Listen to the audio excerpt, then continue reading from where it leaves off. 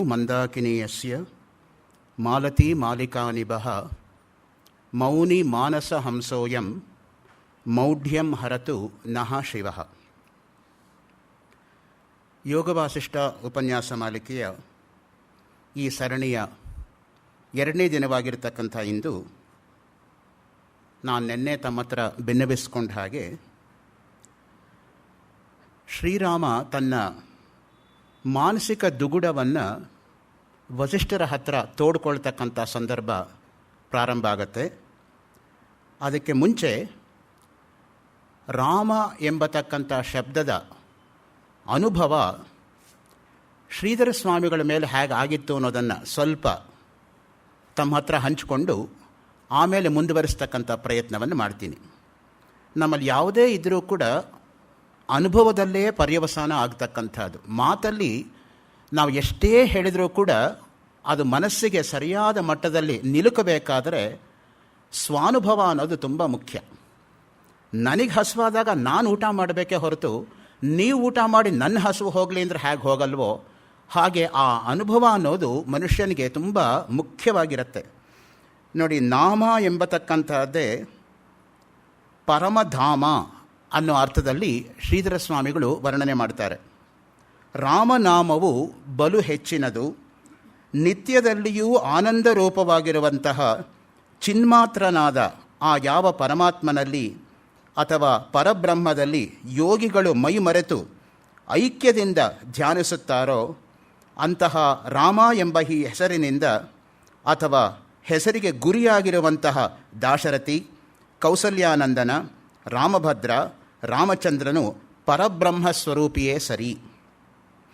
ಕಲ್ಯಾಣಾನಾಂ ನಿದಾನಂ ಕಲಿಮಲದಹನಂ ಪಾವನಂ ಪಾವನಾನಾಂ ಪಾಥೇಯಂ ಯನ್ಮುಮುಕ್ಷೋಃ ಸಪದಿ ಪರಪದ ಪ್ರಾಪ್ತಯೇ ಪ್ರಸ್ಥಿತಸ್ಯ ವಿಶ್ರಾಮಸ್ಥಾನಮೇಕಂ ಕವಿವರವಚಸಾಂ ಜೀವನಂ ಸಜ್ಜನಾನಾಂ ಬೀಜಂ ಧರ್ಮದ್ರುಮಸ್ಯ ಪ್ರಭವತು ಭವತಾಂ ಭೂತಯೇ ರಾಮನಾಮ.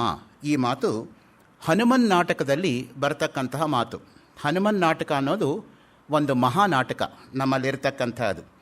ಕಲ್ಯಾಣಾನಾಂ ನಿದಾನಂ, ಸಮಸ್ತವಾಗಿರ್ತಕ್ಕಂಥ ಮಂಗಳಗಳಿಗೆ ಯಾವುದು ಮೂಲ ಕಾರಣವೋ ನಿದಾನಂತೂ ಆದಿ ಕಾರಣಂ ಅಂತ ಅಮರಕೋಶ.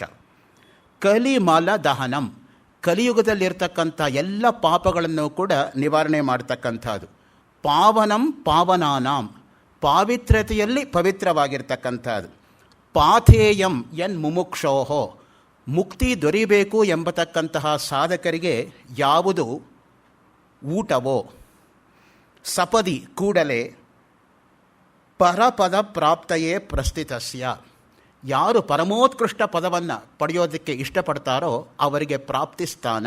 ಅದಕ್ಕೆ ಹೇಳೋದು ನಮ್ಮಲ್ಲಿ ತದ್ವಿಷ್ಣೋ ಪರಮಂ ಪದಂ ಸದಾ ಪಶ್ಯಂತಿ ಸೂರಯಃ ದಿವಿ ಇವ ಚಕ್ಷುರಾತತಂ ತದ್ವಿಪ್ರಾಸೋ ವಿಪನ್ಯಭೋಜಾಗ್ರವಾಂಸಃ ಸಮಿಂಧತೆ ವಿಷ್ಣೋರ್ಯತ್ ಪರಮಂ ಪದಂ, ಪರಮ ಉತ್ಕೃಷ್ಟವಾಗಿರ್ತಕ್ಕಂಥ ಪದ.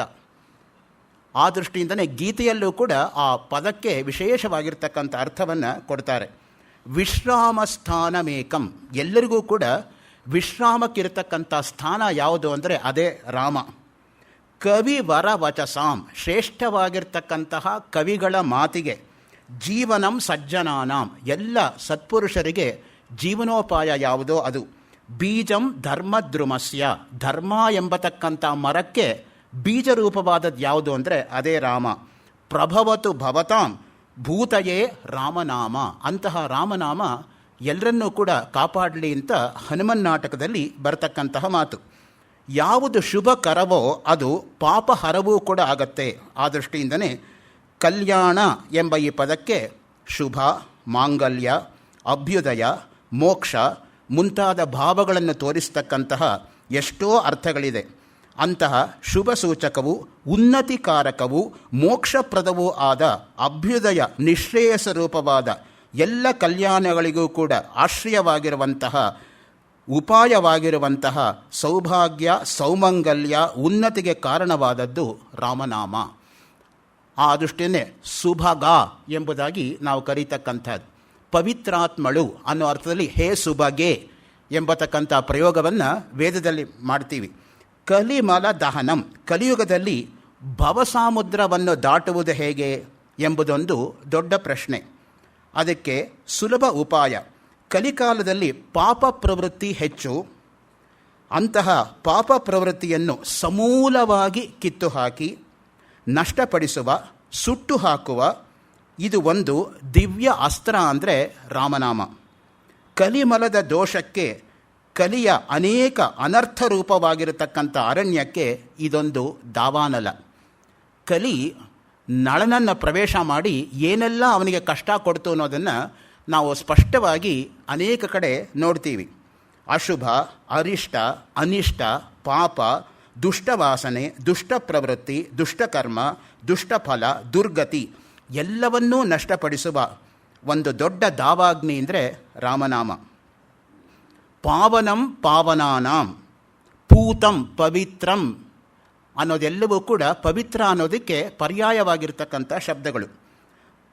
ಪಾವನಕರವಾಗಿರತಕ್ಕಂಥ ಎಲ್ಲ ಸಾಧನೆಗಳಲ್ಲಿ ಹಿರಿಯದಾದ ಸಾಧನ ರಾಮನಾಮ. ಮುಕ್ತಿಗೆ ಯಾವುದು ಬುತ್ತಿ ಅಂದರೆ ಅದೇ ರಾಮನಾಮ. ಪಾಥೇಯಂ ಯನ್ ಮುಮುಕ್ಷೋಹೋ ಸಪದಿ ಪರಪದ ಪ್ರಾಪ್ತಯೇ ಪ್ರಸ್ಥಿತಸ್ಯ. ಪರಮಾತ್ಮ ಪದ, ಪರಮಪದ, ಬ್ರಹ್ಮೈಕ್ಯ ಆಗುವಿಕೆ ಇವುಗಳಿಗೆ ಮೋಕ್ಷ ಎಂಬುದಾಗಿ ಕರೆಯುತ್ತಾರೆ. ಅಂತಹ ಮೋಕ್ಷವನ್ನು ಹೊಂದಬೇಕು. ಮೋಕ್ಷ ಸಾಮ್ರಾಜ್ಯದ ಅಧಿಕಾರಿಯಾಗಬೇಕು. ನಾವು ಯಾವ್ಯಾವುದೋ ಅಧಿಕಾರಕ್ಕೆ ಆಸೆ ಪಡ್ತೀವಿ ಹೊರತು ಮೋಕ್ಷ ಸಾಮ್ರಾಜ್ಯಕ್ಕೆ ಅಧಿಕಾರಿ ಆಗಬೇಕು ಅಂತ ಎಷ್ಟು ಜನಕ್ಕೆ ಮನಸ್ಸಲ್ಲಿ ಆಸೆ ಹುಟ್ಟತ್ತೆ ನೋಡಿ. ಅದೇ ಒಂದು ಶ್ರೇಷ್ಠವಾಗಿರ್ತಕ್ಕಂಥ ಆಸೆ. ಆ ಮೂಲಕ ತನ್ನ ಉದ್ಧಾರವನ್ನು ಮಾಡಿಕೊಳ್ಳಬೇಕು ಎಂಬ ಆಸೆಯನ್ನಿಟ್ಟುಕೊಂಡು ಯಾರು ಮಾರ್ಗಕ್ರಮಣ ಮಾಡುತ್ತಾರೋ ಅವರಿಗೆ ನಿಜವಾಗಿಯೂ ಕೂಡ ರಾಮನಾಮ ಅನ್ನೋದು ಒಂದು ದೊಡ್ಡ ಬುತ್ತಿ. ಕೂಡಲೇ ಆ ಪರಮಾತ್ಮನ ಪದವನ್ನು ಸೇರುವುದಕ್ಕಾಗಿ ಎಲ್ಲ ವಿಧದಿಂದಲೂ ಅನುಕೂಲ ಮಾಡಿಕೊಡುವಂತಹ ದಿವ್ಯ ಜೀವನ ಸಾಗಿಸುವುದಕ್ಕೆ ಇರತಕ್ಕಂತಹ ನಿಜವಾದ ಬುತ್ತಿ ಎಂದರೆ ರಾಮನಾಮ. ವಿಶ್ರಾಮಸ್ಥಾನಂ ಕವಿವ ರಚಸಾಂ. ಭವಸಮುದ್ರದ ದುಃಖರೂಪವಾದ ಅಲೆಗಳಿಂದ ಕಂಗೆಟ್ಟ, ಸಾಕು ಸಾಕಾಗಿ ಪಾರುಗಾಣದೆ ಬಳಲುತ್ತಿರುವ ಜೀವಿಗಳಿಗೆ ವಿಶ್ರಾಂತಿ ಬೇಕು ಎಂದಾದರೆ ಇದೊಂದು ದೊಡ್ಡ ಆಧಾರ. ಅಂತಹ ಭವಸಮುದ್ರದಿಂದ ಪಾರಗಾಣಿಸುವ ಅಲೆಗಳ ಹೊಡೆತವನ್ನು ತಪ್ಪಿಸುವ ಪರಮ ವಿಶ್ರಾಂತಿಕಾರಕವಾದದ್ದು ರಾಮನಾಮ. ಭವಸಮುದ್ರದ ದುಃಖವನ್ನು ನಷ್ಟಪಡಿಸಿ ಆನಂದ ರೂಪವಾಗಿರುವಂತಹ ದಡದಂತಿರುವ ಬ್ರಹ್ಮಪದವನ್ನು ಕಾಣಿಸುವ ಇದೊಂದು ದಿವ್ಯ ಸಾಧನ. ತ್ರಿವಿಧ ತಾಪಗಳಿಂದ ಬೆಂದ ಜೀವಿಗಳಿಗೆ ಇದು ಕಲ್ಪತರು. ಎಲ್ಲರಿಗೂ ಕೂಡ ಇದು ಆತ್ಮವಿಶ್ರಾಂತಿ, ಆತ್ಮಶಾಂತಿಗೆ ಪ್ರಕಟವಾಗುವುದು. ಜನ್ಮ ಮರಣದ ಸುಳಿಯಿಂದ ತಪ್ಪಿಸಿಕೊಳ್ಳಲಿಕ್ಕೆ ಇದೊಂದು ದೊಡ್ಡ ಸಾಧನ. ರಾಮನಾಮವೆಂದರೆ ಎಲ್ಲ ಸಜ್ಜನರ ಜೀವನ. ಅವರು ಬಾಳಿ ಬದುಕುವುದು ರಾಮನಾಮದಿಂದಲೇ. ರಾಮನಾಮವೇ ಅವರ ಜೀವನದ ಅನ್ನ. ಈ ರಾಮನಾಮದ ಮಹತ್ವ ಎಷ್ಟು ವರ್ಣಿಸಿದರೂ ಕಡಿಮೆಯೇ. ಧರ್ಮದ ಸೆಲೆ ರಾಮ. ರಾಮನಾಮವು ಮೋಕ್ಷಕ್ಕಾಗಿ ಬೇಕಾದ ಧರ್ಮ ಪ್ರವೃತ್ತಿಯ ಅಥವಾ ಮೋಕ್ಷ ಧರ್ಮದ ಬೀಜವೇ ಸರಿ. ಅದಕ್ಕೇ ಧರ್ಮಧ್ವಜ ಅಂತ ಸ್ಥಾಪನೆ ಮಾಡಿದ್ದಾರೆ ಶ್ರೀಧರ ಸ್ವಾಮಿಗಳು ವರದಹಳ್ಳಿನಲ್ಲಿ. ಅಲ್ಲಿ ನಾವು ಹತ್ಕೊಂಡು ಹೋಗಬೇಕಾಗತ್ತೆ. 1 ಮೈಲಿ ದೂರ ಬರೀ ಮಳ್ಳು ಕಲ್ಲು ಅದರ ಮೇಲೆ ನಡ್ಕೊಂಡು ಹೋಗಬೇಕು. ಅಲ್ಲಿ ಯಾವ ವಾಹನವೂ ಕೂಡ ಹೋಗೋದಿಲ್ಲ. ಧರ್ಮೋ ಧಾರಯತೆ ಪ್ರಜಾಹ, ಮಹಾಭಾರತದಲ್ಲಿ ಬರತಕ್ಕಂತಹ ಮಾತು. ಕರ್ಣಪರ್ವ 69ನೇ ಅಧ್ಯಾಯ 58ನೇ ಶ್ಲೋಕ. ಜೀವನದಲ್ಲಿ ಜೀವನ ಆಧಾರ ರೂಪವಾದ ಧಾರಣ ಪೋಷಣ ಮಾಡುವಂತಹ ಧರ್ಮ ವೃಕ್ಷಕ್ಕೆ ರಾಮನಾಮವೇ ಬೀಜ. ನಮಗೂ ನಿಮಗೂ ಈ ರಾಮನಾಮವು ಎಲ್ಲ ವಿಧದ ಆಪತ್ತನ್ನು ನಿವಾರಿಸಿ, ವಿಘ್ನಗಳನ್ನು ನಷ್ಟಪಡಿಸಿ, ದುಷ್ಕರ್ಮದ ದುಷ್ಫಲವಿದ್ದರೆ ಹೋಗಲಾಡಿಸಿ, ಮೋಕ್ಷಕ್ಕೆ ಬರುವ ಅಡ್ಡಿಗಳನ್ನು ನಷ್ಟಪಡಿಸಿ, ಎಲ್ಲ ವಿಧದಿಂದಲೂ ನಮ್ಮ ಉನ್ನತಿಗೆ ಅದು ಕಾರಣವಾಗಲಿ. ರಾಮೇತಿ ರಾಮಭದ್ರೇತಿ ರಾಮಚಂದ್ರೇತಿ ವಾ ಸ್ಮರನ್ ನರೋ ನ ಲಿಪ್ಯತೆ ಪಾಪೈಹಿ ಭಕ್ತಿಂ ಮುಕ್ತಿಂಚ ವಿಂದತಿ. ಅಲ್ಲಿಗೇನಾಯಿತು? ಶುಭ ಆಗಮನ, ಪಾಪ ನಿರ್ಗಮನ ಅನ್ನೋದಕ್ಕೆ ಮೂಲ ಕಾರಣ ಅಂದರೆ ರಾಮನಾಮ. ರಾಮ, ರಾಮಭದ್ರ, ರಾಮಚಂದ್ರ ಎಂಬ ನಾಮಸ್ಮರಣೆ ಮಾಡಿದರೆ ಮನುಷ್ಯನಿಗೆ ಪಾಪವೇ ತಟ್ಟುವುದಿಲ್ಲ. ಇರುವ ಪಾಪವೂ ಕೂಡ ನಷ್ಟವಾಗುತ್ತದೆ. ಭಕ್ತಿಂ ಮುಕ್ತಿಂಚ ವಿಂದತಿ. ನೋಡಿ, ಪಾಪ ನಷ್ಟವಾದ ಮೇಲೆ ಪುಣ್ಯದ ಉದಯದಿಂದ ಭಕ್ತಿಯೂ ಉಂಟಾಗುತ್ತದೆ, ಮುಕ್ತಿಯೂ ಉಂಟಾಗುತ್ತದೆ. ಅದಕ್ಕೆ ಶಿವಾನಂದ ಲಹರಿಯಲ್ಲಿ ಆಚಾರ್ಯ ಶಂಕರ್ ಹೇಳೋದು, ಭಕ್ತಿ ಖಿನ್ನ ಕರೋತ್ಯಹೋ ಭಗವತೋ ಭಕ್ತಾವತಂಸಾಯತೆ. ಭಕ್ತಿ ಏನು ತಾನೇ ಮಾಡಲಾರದು, ನಿಜವಾದ ಅರ್ಥದಲ್ಲಿ ಭಕ್ತಿ ಬೇರೆ ಅಲ್ಲ, ಜ್ಞಾನ ಬೇರೆ ಅಲ್ಲ ಅಂತ ರಾಜಾಜಿಯವರು MS Subbulakshmi ಹಾಡಿರ್ತಕ್ಕಂತಹ Bhaja Govinda ಸ್ತೋತ್ರದ English commentary ಮಾಡಿರ್ತಕ್ಕಂಥ ಆಡಿಯೋ ಕ್ಯಾಸೆಟ್ಟಲ್ಲಿ ನಾವು ಕೇಳ್ಬೋದು. ಜ್ಞಾನ ಈಸ್ ಭಕ್ತಿ, ಭಕ್ತಿ ಈಸ್ ಜ್ಞಾನ. ಅದೆರಡೂ ಕೂಡ ಬೇರೆಯಲ್ಲ. ಸ್ವಸ್ವರೂಪಾನುಸಂಧಾನಂ ಭಕ್ತಿರಿತ್ಯಭಿಧೀಯತೆ. ನಮ್ಮ ಸ್ವರೂಪವನ್ನು ನಾವು ಯಾವಾಗಲೂ ಅನುಸಂಧಾನ ಮಾಡ್ತಾ ಇರೋದೇ ಭಕ್ತಿ. ಅದಕ್ಕೆ ಯಾವಾಗಲೂ ಕೂಡ ಆಸುಪ್ತೇಹೇ ಆ ಮೃತೆ ಕಾಲಂ ನಯೇದ್ ವೇದಾಂತ ಚಿಂತೆಯ. ಮಲಗಿ ನಿದ್ದೆ ಮಾಡುವಾಗಿಂದ ಹಿಡಿದು ಕೊನೆ ಉಸಿರು ಎಳೆಯೋ ತನಕ ವೇದಾಂತ ಚಿಂತನೆಯಲ್ಲೇ ತೊಡಗಬೇಕು. ನಾವು ಚಿಂತನೆಯಲ್ಲಿ ತೊಡಗ್ತೀವಿ ಹೊರತು ಚಿಂತನೆಯಲ್ಲಿ ತೊಡಗಲ್ಲ. ಅದರಿಂದಾನೇ ಜೀವನದಲ್ಲಿ ನಾವು ಇಷ್ಟು ಕಷ್ಟ ಸಾಗರದಲ್ಲಿ ಒದ್ದಾಡ್ತಕ್ಕಂಥದ್ದು. ಪಾಪವು ನಷ್ಟವಾದ ಮೇಲೆ ಪುಣ್ಯದ ಉದಯದಿಂದ ಭಕ್ತಿ ಉಂಟಾಗುತ್ತದೆ, ಮುಕ್ತಿಯೂ ಉಂಟಾಗುತ್ತದೆ. ಮುಕ್ತಿ ಅಂದ್ರೇನಪ್ಪ? ಮುಚ್ಚಲ್ರು ಮೋಚನೆ ಧಾತು, ಬಿಡುಗಡೆ ಅಂತಷ್ಟೇ. ಯಾವುದರಿಂದ ಬಿಡುಗಡೆ? ಹುಟ್ಟು ಸಾವುಗಳಿಂದ ಬಿಡುಗಡೆ. ಯಾವಾಗ ಹುಟ್ಟೇ ಇಲ್ವೋ ಆವಾಗ ಸಾವಿಲ್ಲ. ಅಲ್ಲಿಗೇನಾಯಿತು? ಅವನು ಮುಕ್ತ ಎಂಬತಕ್ಕಂಥ ಅರ್ಥ ಬರುತ್ತೆ ನೋಡಿ. ಭುಕ್ತಿ ಅಂದರೆ ಜೀವನಕ್ಕೆ ಆಧಾರವಾಗಿರುವಂತಹ ಬೇಕಾದ ಸಲಕರಣೆಗಳು. ಅವು ರಾಮನ ಅನುಗ್ರಹದಿಂದ ತಾನಾಗಿಯೇ ಬರುತ್ತದೆ. ರಾಮನಾಮದ ಮಹತ್ವ ರಕಾರ ಉಚ್ಚಾರ ಮಾತ್ರೇಣ ಬಹಿರ್ನಿರ್ಯಾತಿ ಪಾತಕಂ ಪುನಃ ಪ್ರವೇಶ ಭೀತ್ಯಾಚ ಮಕಾರಸ್ತು ಕಪಾಟವತ್. ಎಷ್ಟು ಚೆನ್ನಾಗಿ ಹೇಳ್ತಾರೆ ನೋಡಿ. ರಾ ಎಂದೊಡನೆ ದೇಹದ ಒಳಗಡೆ, ಹೃದಯದಲ್ಲಿ, ಇಡೀ ದೇಹದಲ್ಲಿ ಎಲ್ಲೆಲ್ಲಿ ಪಾಪವಿದೆಯೋ ಅದೆಲ್ಲವೂ ಒಟ್ಟಾಗಿ ಒಮ್ಮೆಲೆ ಹೊರಗೆ ಹೋಗುತ್ತದೆ. ರಾಮ ಎಂದು ಹೇಳಿದ ಕೂಡಲೇ ಮಕಾರದ ಉಚ್ಚಾಟದಿಂದ ತುಟಿಗಳು ಮುಚ್ಚಲ್ಪಡುತ್ತದೆ. ಹೊರಬಿದ್ದ ಆ ಪಾತಕ ಹಠ ಮಾಡಿ ಒಳಗೆ ಸೇರುತ್ತದೆಯೋ ಏನೋ ಎಂದು ಕಲ್ಪನೆಯಿಂದ ಕೂಡಲೇ ಬಾಯನ್ನು ಮುಚ್ಚುವಂತಹ ಮಕಾರವು ಉಚ್ಚಾರ ಮಾಡುತ್ತದೆ. ಕಪಾಟದ ಹಾಗೆಯೇ ಅದು, ಬಾಗಿಲು ಹಾಕಿದ ಹಾಗೇ ಸರಿ.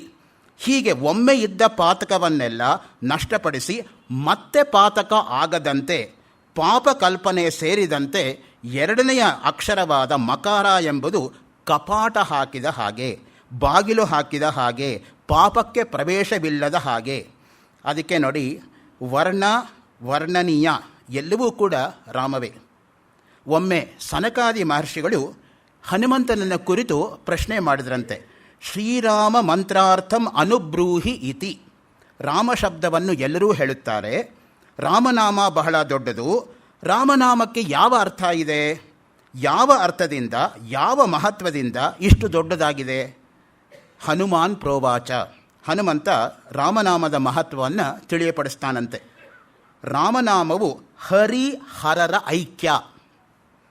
ವಿಷ್ಣು ಶಿವ ಎರಡು ಉಪಾಸನೆಗಳು ರಾಮನಾಮದಲ್ಲಿ ಒಳಗೊಂಡಿದೆ. ಆದ್ದರಿಂದ ಎಲ್ಲರಿಗೂ ಬೇಕಾದದ್ದು ರಾಮನಾಮ. ನಾರಾಯಣ ಇತಿ ಅಷ್ಟಾಕ್ಷರೇ ಚ ಶಿವ ಪಂಚಾಕ್ಷರಿ ತಥಾ ಅರ್ಥ ಕಾರಣದ್ವಯಂ ರಾಮೋ ರಮಂತೆ ಯತ್ರ ಯೋಗಿನಃ. ರಾಮ ರಹಸ್ಯೋಪನಿಷತ್ ಅಂತ ಒಂದು ಉಪನಿಷತ್ತು. ಅದರ 5ನೇ ಅಧ್ಯಾಯದ 3ನೇ ಶ್ಲೋಕ. ಓಂ ನಮೋ ನಾರಾಯಣಾಯ. ಈ ಅಷ್ಟಾಕ್ಷರಿಯಲ್ಲಿ ರಾ ಶಬ್ದ ಇದೆ ನೋಡಿ. ಓಂ ನಮೋ ನಾರಾಯಣಾಯ ರಾ ಇದೆಯಾ ಇಲ್ವೋ? ಅದು ರಾ ಇದೆ. ಮತ್ತು ಓಂ ನಮಃ ಶಿವಾಯ ಈ ಪಂಚಾಕ್ಷರಿಯಲ್ಲಿ ಮಾ ಇದೆ. ಓಂ ನಮಃ ಶಿವಾಯ, ನಮಃ ಅನ್ನಲ್ಲಿ ಮಾ ಇದೆಯೋ ಇಲ್ವೋ? ಹೀಗೆ ಶಿವ ಪಂಚಾಕ್ಷರಿಯಲ್ಲಿಯೂ ಮುಖ್ಯವಾದ ಯಾವ ಶಬ್ದವೋ ಅದನ್ನು ತೆಗೆದು, ನಾರಾಯಣ ಅಷ್ಟಾಕ್ಷರಿ ಮಂತ್ರದಲ್ಲಿ ಮುಖ್ಯವಾದ ಯಾವ ಶಬ್ದವೋ ಅದನ್ನೂ ತೆಗೆದು ರಾಮ ಶಬ್ದ ಅವತರಿಸಿದೆ. ಅಲ್ಲಿಗೇನಾಯಿತು? ಶಿವ ಅಂಶವೂ ಇದೆ ಮತ್ತು ವಿಷ್ಣು ಅಂಶವೂ ಇದೆ. ಯಥಾ ಶಿವಮಯೋ ವಿಷ್ಣು ಏವಂ ವಿಷ್ಣುಮಯ ಶಿವ ಯಥಾಂತರನ್ನ ಪಶ್ಯಾಮಿ ಆಕಾಶಾತ್ ಪತಿತಂ ತೋಯಂ ಯಥಾ ಗಚ್ಚತಿ ಸಾಗರಂ ಸರ್ವದೇವ ನಮಸ್ಕಾರ ಕೇಶವಂ ಪ್ರತಿ ಗಚ್ಚತಿ. ಆ ರೀತಿಯಾಗಿ ಒಟ್ಟಿಗೆ ಇರತಕ್ಕಂಥದ್ದು ರಾಮಶಬ್ದದ ಉತ್ಪತ್ತಿ. 2 ಅಕ್ಷರಗಳು 2 ಮಂತ್ರಗಳಿಂದ ತೆಗೆಯಲ್ಪಟ್ಟರೆ ಆ ಮಂತ್ರಕ್ಕೆ ಯೋಗ್ಯವಾದ ಅರ್ಥವೇ ಇಲ್ಲ ನೋಡಿ. ಓಂ ನಮೋ ನಾರಾಯಣನಲ್ಲಿ ರಾ ತೆಗೆದುಬಿಡಿ, ನಮಃ ಶಿವಾಯನಲ್ಲಿ ಮಾ ತೆಗೆದುಬಿಡಿ. ಆವಾಗ ಏನು ಅರ್ಥ ಹೇಳಬೇಕಿದ್ದಕ್ಕೆ ಅಂತ ನಾವೇ ಯೋಚನೆ ಮಾಡೋ ಹಾಗಾಗತ್ತೆ. ಅದರಿಂದ ಅಲ್ಲಿ ರಾ ಇಲ್ಲಿ ಮಾ ಅದೆರಡು ಸೇರಿಕೊಂಡಾಗಲೇ ಅಷ್ಟಾಕ್ಷರಿಗೂ ಪಂಚಾಕ್ಷರಿಗೂ ನಿಜವಾದ ಅರ್ಥ ಅನ್ನೋದು ಹೊರಹೊಮ್ಮತಕ್ಕಂಥದ್ದು. ಓಂ ನಮೋ ನಾರಾಯಣಾಯ ಈ ಮಂತ್ರದಲ್ಲಿ ರಾ ಶಬ್ದವನ್ನು ತೆಗೆದುಹಾಕಿದರೆ ಓಂ ನಮೋ ನಾಯನಾಯ ಎಂದಾಗುತ್ತದೆ. ನ ಅಜನಾಯ, ಅಜನ ಅಂದರೆ ಆಶ್ರಯ, ತಾರಕ. ನ ಶಬ್ದದಿಂದ ಅನಾಶ್ರಯ ಎಂಬಂಥ ಅರ್ಥ ಬರುತ್ತೆ. ನೋಡಿ, ಯಾವುದು ಆಶ್ರಯವೋ ಅದನ್ನೇ ಅನಾಶ್ರಯ ಮಾಡ್ದಂಗೆ ಆಗುತ್ತೆ ನಾವು ಒಂದು ಅಕ್ಷರ ತೆಗೆದು ಹಾಕಿದರೆ. ಹಾಗೆಯೇ ಓಂ ನಮೋ ನಾರಾಯಣಾಯ ಮಂತ್ರದಲ್ಲಿ ರಾ ಮುಖ್ಯವಾದದ್ದು. ರಾ ಸೇರಿದರೆ ನಾರಾಯಣಾಯ, ಇಲ್ಲದೆ ಹೋದರೆ ನಾಯನಾಯ. ತೆಲುಗು ನಾಯನ ಅಲ್ಲ. ನಾರ ಮಾಯಾ ಇತಿ ಸಂಪ್ರೋಕ್ತ. ನೋಡಿ, ನಾರ ಅನ್ನೋದಕ್ಕೆ ಮಾಯಾ ಎಂಬುದಾಗಿಯೂ ಹರ್ತಾರೆ. ನೃ ನರೋ ನರಹ ಅಂತಲೂ ನಡೆಯುತ್ತೆ ಶಬ್ದ. ನಾರ ಎಂದರೆ ಮಾಯೆ. ತಸ್ಯ ಅಯಂ ಆಶ್ರಯ ನಾರಾಯಣ. ಮಾಯೆಯ ಆಶ್ರಯ ನಾರಾಯಣ. ಮಾಯೆಯ ಸಾಕ್ಷಿಯಾಗಿರುವಂಥ ಪರಬ್ರಹ್ಮ ಸ್ವರೂಪವೇ ನಾರಾಯಣ. ನರಾಣಾಂ ಸಮೂಹೋ ನಾರಂ. ಎಲ್ಲ ಮನುಷ್ಯರ ಸಮೂಹ ಎಂದರೆ ನಾರ. ಈಶ್ವರ ಸರ್ವಭೂತಾನಾಂ ಹೃದ್ದೇಶೇ ಅರ್ಜುನ ತಿಷ್ಠತಿ. ಭಗವದ್ಗೀತೆ 18ನೇ ಅಧ್ಯಾಯ 61ನೇ ಶ್ಲೋಕ. ಎಲ್ಲ ಮನುಷ್ಯರ ಹೃದಯದಲ್ಲಿ ಯಾವಾತನು ವಾಸವಾಗಿದ್ದಾನೋ, ಯಾವುದು ಎಲ್ಲ ಮನುಷ್ಯರ ಶುದ್ಧ ರೂಪವೋ, ಯಾವುದು ಎಲ್ಲ ಮನುಷ್ಯರಿಗೆ ಮೋಕ್ಷ ಕೊಡುವ ಉಪಾಸನೆಯೋ, ಯಾವುದು ಮೋಕ್ಷರೂಪವಾದ ಪರಬ್ರಹ್ಮವೋ ಅದೇ ನಾರಾಯಣ ಸ್ವರೂಪ. ಮೊದಲನೇ ಸೃಷ್ಟಿ ಯಾವುದು ಅಂದರೆ ನೀರು. ಯಾ ಸೃಷ್ಟಿ ಸೃಷ್ಟುರಾದ್ಯ ವಹತಿ ವಿಧಿಹುತಂ ಯಾ ಹವಿರ್ಯಾ ಚ ಹೋತ್ರಿ ಯೇ ದ್ವೇ ಕಾಲಂ ವಿದತ್ತ ಶ್ರುತಿ ವಿಷಯ ಗುಣ ಯಾಸ್ಥಿತ ವ್ಯಾಪ್ಯ ವಿಶ್ವಂ ಯಾಮಾಹು ಸರ್ವಬೀಜ ಪ್ರಕೃತಿರಿತಯ ಪ್ರಾಣಿನ ಪ್ರಾಣವಂತಃ ಪ್ರತ್ಯಕ್ಷಾವಿ ಪ್ರಪನ್ನಸ್ತನುಭುರವತವಸ್ತಾಭಿರಷ್ಟಾಭಿರೀಶಃ. ಶಾಕುಂತಲ ನಾಟಕದ ನಾಂದಿ ಶ್ಲೋಕದಲ್ಲಿ ಆ ಮಾತನ್ನು ಕಾಳಿದಾಸ ವರ್ಣನೆ ಮಾಡ್ತಾನೆ. ನೋಡಿ, ಸೃಷ್ಟಿಯಲ್ಲಿ ಮೊದಲನೇದು ಬಂದಿರತಕ್ಕಂಥದ್ದೇ ನೀರು. ಆಪೋವ ಇದಗಂ ಸರ್ವಂ ವಿಶ್ವಭೂತಾನ್ಯಾಪ ಸಮ್ರಾಡಾಪೋ ವಿರಾಡಾಪೋ ಛಂದ ಗಶ್ಯಾಪೋ ಜ್ಯೋತಿ ಗುಷ್ಯಾಪೋ ಆಪವೋಂ. ಯಾತಕ್ಕೆ ಬರಬೇಕಾ ಮಂತ್ರ? ಮುಖ್ಯವಾಗಿರ್ತಕ್ಕಂಥದ್ದು ನೀರು. ನೀರು ಅನ್ನೋದಕ್ಕೆ 100 ಪರ್ಯಾಯ ಪದ ಇದೆ ನಿರುಕ್ತದಲ್ಲಿ. ನಿರುಕ್ತ ಅನ್ನೋದು ಕ್ರಿಸ್ತಪೂರ್ವ 2ನೇ ಶತಮಾನದಲ್ಲಿ ಯಾಸ್ಕಾಚಾರ್ಯರು ಮಾಡಿರ್ತಕ್ಕಂಥ ಶ್ರೇಷ್ಠ ಗ್ರಂಥ. ನಿಶ್ಚಯೇನ ಉಕ್ತಂ ನಿರುಕ್ತಂ. ನನಗೆ ಸಂಸ್ಕೃತದಲ್ಲಿ ಯಾವುದೇ ಶಬ್ದದ ಬಗ್ಗೆ ಸಂಶಯ ಬಂದರೂ ಕೂಡ ನಿರುಕ್ತವನ್ನು ಓದಿ ಅಂತ ಅದಕ್ಕೆ ಹೇಳೋದು. ಯಾವಾಗಲೂ ಕೂಡ ನಿರುಕ್ತ ಎಂಬತಕ್ಕಂಥದ್ದು ಮೂಲಭೂತವಾಗಿರ್ತಕ್ಕಂಥ. ಶಿಕ್ಷಾ ವ್ಯಾಕರಣಂ ಛಂದ ನಿರುಕ್ತ ಜ್ಯೋತಿಷಂತತ. ಆ ದೃಷ್ಟಿಯಿಂದ ನಿರುಕ್ತ ಎಂಬತಕ್ಕಂತಹದ್ದು ಅಂಗದಲ್ಲಿ ಬರತಕ್ಕಂಥದ್ದು, ವೇದಾಂಗಗಳಲ್ಲಿ ಒಂದು. ಅದಕ್ಕೆ ಹೇಳ್ತಾರೆ ನೋಡಿ, ಓಂ ನಮೋ ನಮಃ ಶಿವಾಯ ಎಂಬ ಪಂಚಾಕ್ಷರಿ ಮಂತ್ರದಲ್ಲಿ ಮಾ ಶಬ್ದ ಇದೆ.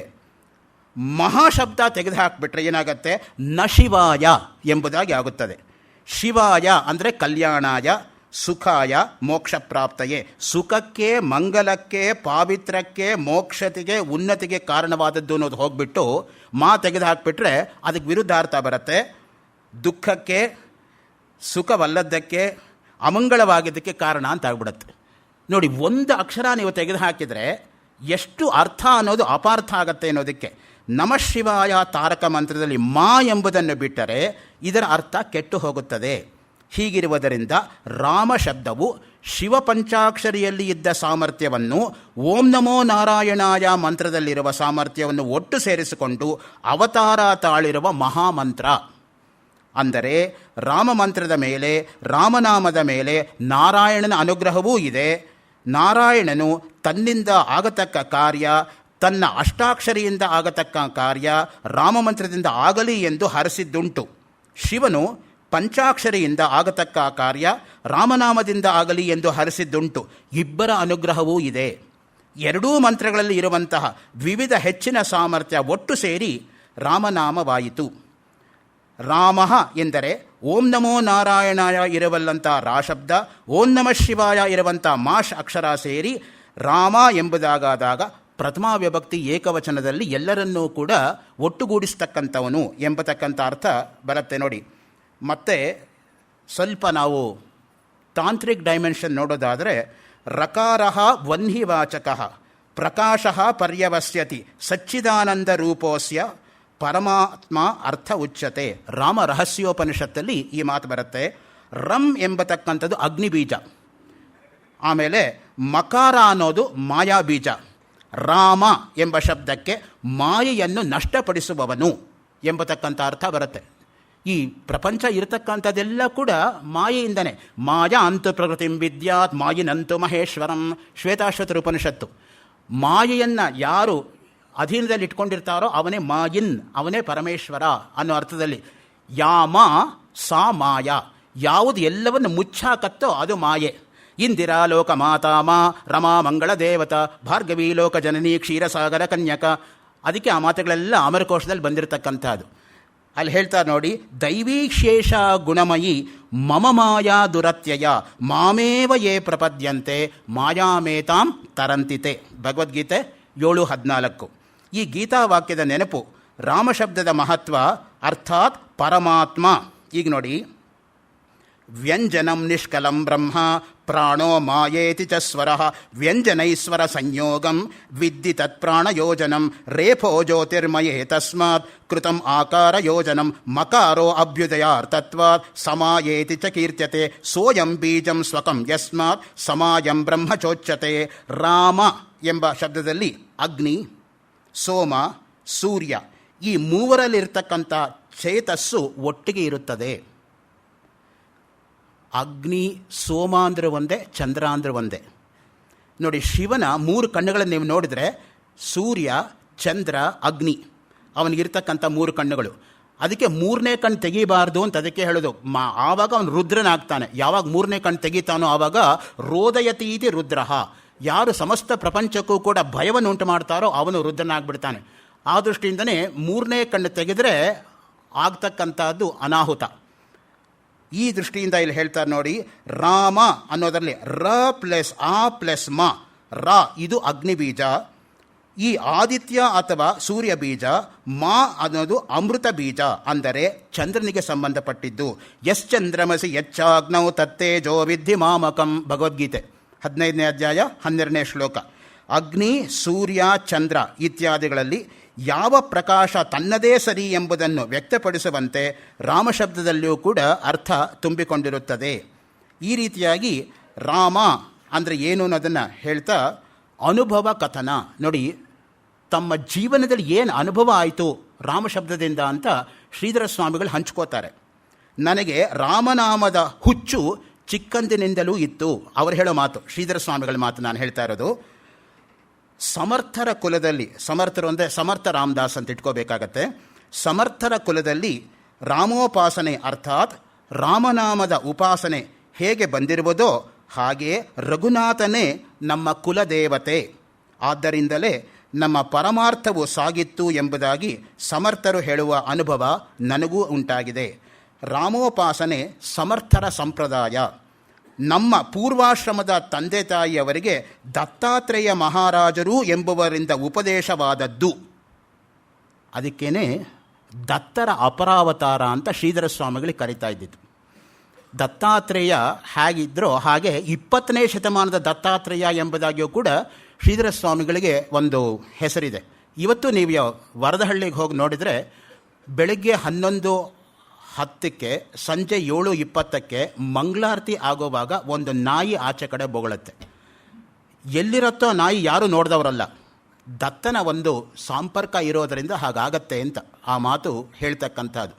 ಆ ಸಮಯದಲ್ಲಿ ಯಾರು ಏನೇ ಅಲ್ಲಿ ಹೋಗಿ ಬೇಡ್ಕೊಂಡ್ರೂ ಕೂಡ ನೆರವೇರುತ್ತೆ ಎಂಬತಕ್ಕಂಥ ಪ್ರತೀತಿಯೂ ಕೂಡ ಇದೆ ಶ್ರೀಧರ ಸ್ವಾಮಿಗಳ ಒಂದು ಆಶ್ರಮದಲ್ಲಿ. ಅದಕ್ಕೆ ಹೇಳ್ತಾರೆ ನೋಡಿ, ರಾಮೋಪಾಸನೆ ಸಮರ್ಥರ ಸಂಪ್ರದಾಯ. ನಮ್ಮ ಪೂರ್ವಾಶ್ರಮದ ತಾಯಿ ತಂದೆಯವರಿಗೆ ದತ್ತಾತ್ರೇಯ ಮಹಾರಾಜರು ಉಪದೇಶವಾದದ್ದು. ದತ್ತ ಬಗ್ಗೆ ಶೃಂಗೇರಿ ಶಾರದಾ ಪೀಠದ 33ನೇ ಜಗದ್ಗುರುಗಳಾಗಿದ್ದಂತಹ ಸಚ್ಚಿದಾನಂದ ಶಿವಾಭಿನ್ವ ನರಸಿಂಹ ಭಾರತಿ ಮಹಾಸ್ವಾಮಿಗಳು ಒಂದು ಒಳ್ಳೆ ಶ್ಲೋಕವನ್ನೇ ರಚನೆ ಮಾಡಿದ್ದಾರೆ. ಆ ಶ್ಲೋಕದಲ್ಲಿ ದತ್ತಾತ್ರೇಯನನ್ನು ಅವರು ಅವಿದ್ಯಾನಾಶಕ ಎಂಬುದಾಗಿ ಪ್ರಸ್ತುತಿಪಡಿಸ್ತಾರೆ. ಆಶ್ರಿತ್ಯ ಪೂರ್ಣ ಪದವೀಂ ಆಸ್ತೆ ನಿಷ್ಕಂಪ ದೀಪವದ್ಯೋಗಿ ಕಥಿತಾಗಮಾರ್ಥಸಾರಂ ಮಥಿತಾ ಕಿಲ ಕಾರಣಾವಿದ್ಯಂ ಪತಿ ಪರಮೇ ಸ್ಥಿತ ಮನಿಷಂ ಆಶ್ರಿತ್ಯ ನಿಷ್ಕಲ್ಮಷಂ ಯೋಗಿ. ಆ ಮಂತ್ರದಲ್ಲಿ ಅವರು ಹೇಳ್ತಾರೆ, ಸಮಸ್ತವಾಗಿರ್ತಕ್ಕಂಥ ಅವಿದ್ಯಾ ನಾಶಕ ಯಾರು ಅಂದರೆ ಅವನೇ ದತ್ತಾತ್ರೇಯ ಅನ್ನೋ ದೃಷ್ಟಿಯಿಂದ. ಅಲ್ಲಿ ಹೇಳ್ತಾರೆ ನೋಡಿ, ಸಂಸ್ಕಾರವೇ ನನ್ನ ರಕ್ತದಲ್ಲಿ ಪ್ರವಹಿಸುತ್ತಿರುವುದು ಸಹಜವೇ ಸರಿ. ಚಿಕ್ಕಂದಿನಲ್ಲಿ ಯಾವತ್ತೂ ನಾನು ನಾಮಸ್ಮರಣೆಯನ್ನು ಮಾಡುತ್ತಿದ್ದೆ. ಅಷ್ಟೇ ಅಲ್ಲ, ನನ್ನ ವಿಶ್ವಾಸವು ರಾಮನಾಮದ ಮೇಲೆ ಬಹಳವಾಗಿತ್ತು. ವಿಷಮ ಜ್ವರ ಬಂದು 3-4 ತಿಂಗಳು ಶಾಲೆಗೆ ಹೋಗಲು ಆಗಲಿಲ್ಲ. ಅಭ್ಯಾಸ ನಿಂತು ಹೋಯಿತು. ಪರೀಕ್ಷೆ ಸಮಯ 1 ತಿಂಗಳು ಮಾತ್ರ ಇತ್ತು. ಪೂರ್ವಾಶ್ರಮದ ತಾಯಿ ವಿನೋದದಿಂದ ನನಗೆ ಹೇಳಿದ್ಲು, ತಮ್ಮ, ನೀನು ಈ ವರ್ಷ ಪರೀಕ್ಷೆಯಲ್ಲಿ ಏನಾದರೂ ಉತ್ತೀರ್ಣನಾದರೆ ನಿನಗೆ ಉಪನಯನ ಮಾಡ್ತೀನಿ ಅಂತ. ಖಂಡಿತವಾಗಿಯೂ ಆ ವರ್ಷವೇ ಮಾಡುತ್ತೇನೆ ಅಂತಲೂ ಕೂಡ ಹೇಳಿದ್ಲು. ನನಗೆ ಯಾವ ಆಧಾರವೂ ತೋರಲಿಲ್ಲ. ನನ್ನ ರಾಮನಾಮ ನನ್ನನ್ನು ಉತ್ತೀರ್ಣನನ್ನಾಗಿ ಶಾಲೆಯಲ್ಲಿ ಮಾಡಿತು. ರಾಮನು ನನಗೆ ಬಂದು ಪರೀಕ್ಷೆಯಲ್ಲಿ ಬರೆಸಿದಂತೆ ನನಗೆ ತೋರಿತು. ನಾನು ಬರೀಲಿಲ್ಲ, ಶ್ರೀರಾಮನೇ ನನ್ನ ಕೈಲಿ ಬರೆಸ್ದ ಎಂಬ ಅನುಭವ ಅವರು ಹೇಳ್ಕೊತಾರೆ ನೋಡಿ. ಪಾಸ್ ಮಾಡಿದ್ದು ನಾನಲ್ಲ, ರಾಮನೇ ನನ್ನನ್ನು ಪಾಸ್ ಮಾಡಿದವನು. ನಾನು ಅಭ್ಯಾಸವನ್ನು ಮಾಡದೆ ರಾಮನಾಮವನ್ನೇ ಜಪಿಸುತ್ತಿದ್ದೆ. ಶಾಲೆಗೆ ಹೋಗೋದು ಬರೋದು. ಪರೀಕ್ಷೆ ಕಾಲದಲ್ಲೂ ನನ್ನ ನೆನಪಿನಲ್ಲಿ ಇದ್ದಿದ್ದು ರಾಮನಾಮ ಜಪ ಒಂದೇ. ನಾನು ಏನನ್ನು ಬರೆದನೋ ಏನನ್ನು ಹೇಳಿದ್ನೋ ಒಂದೂ ನನಗೆ ಗೊತ್ತಿಲ್ಲ. ಆದರೆ ಪಾಸಾಗಿದ್ದು ಮಾತ್ರ ಕೊನೆಗೆ ಗೊತ್ತಾಯಿತು. ಹೀಗೆ ರಾಮನಾಮದ ಮಹತ್ವವನ್ನು ಎಷ್ಟು ಹೊಗಳಿದರೂ ಸಾಲದು ಅಂತಹದು ಈ ರಾಮನಾಮ. ಯಾವ ರಾಮನಾಮದಿಂದ, ರಾಮೋಪಾಸನೆಯಿಂದ ಮನುಷ್ಯ ಮುಕ್ತಿಯನ್ನು ಪಡೆಯಲು ಸಾಧ್ಯವೋ ಅಂತಹ ರಾಮನನ್ನು ನಾವು ಬಿಡಬಾರದು. ಇದು ಅವರ ಮಾತು. ಮತ್ತೆ ಹೇಳ್ತಾರೆ, ನಾಮಸ್ಮರಣ ಪಾಪಹರಣ. ಯಾರು ರಾಮನಾಮವನ್ನು ಸ್ಮರಣೆ ಮಾಡ್ತಾರೋ ಎಲ್ಲ ಪಾಪಗಳು ಕೂಡ ನಿವಾರಣೆ ಆಗುತ್ತೆ ಅನ್ನೋದಕ್ಕೆ ರಾಮೋ ರಾಜಮಣಿ ಸದಾ ವಿಜಯತೆ ಆ ಮಂತ್ರವನ್ನು ಕೋಟ್ ಮಾಡಿ ಹೇಳ್ತಾರೆ.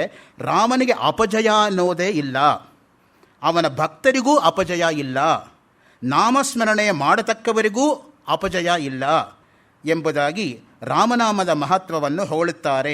ಅಚ್ಯುತಾನಂದ ಗೋವಿಂದ ನಾಮಸ್ಮರಣ ಭೇಷಜಾತ್ ನಶ್ಯಂತಿ ಸಕಲ ರೋಗ ಸತ್ಯಂ ಸತ್ಯಂ ವದಾಮ್ಯಹಂ.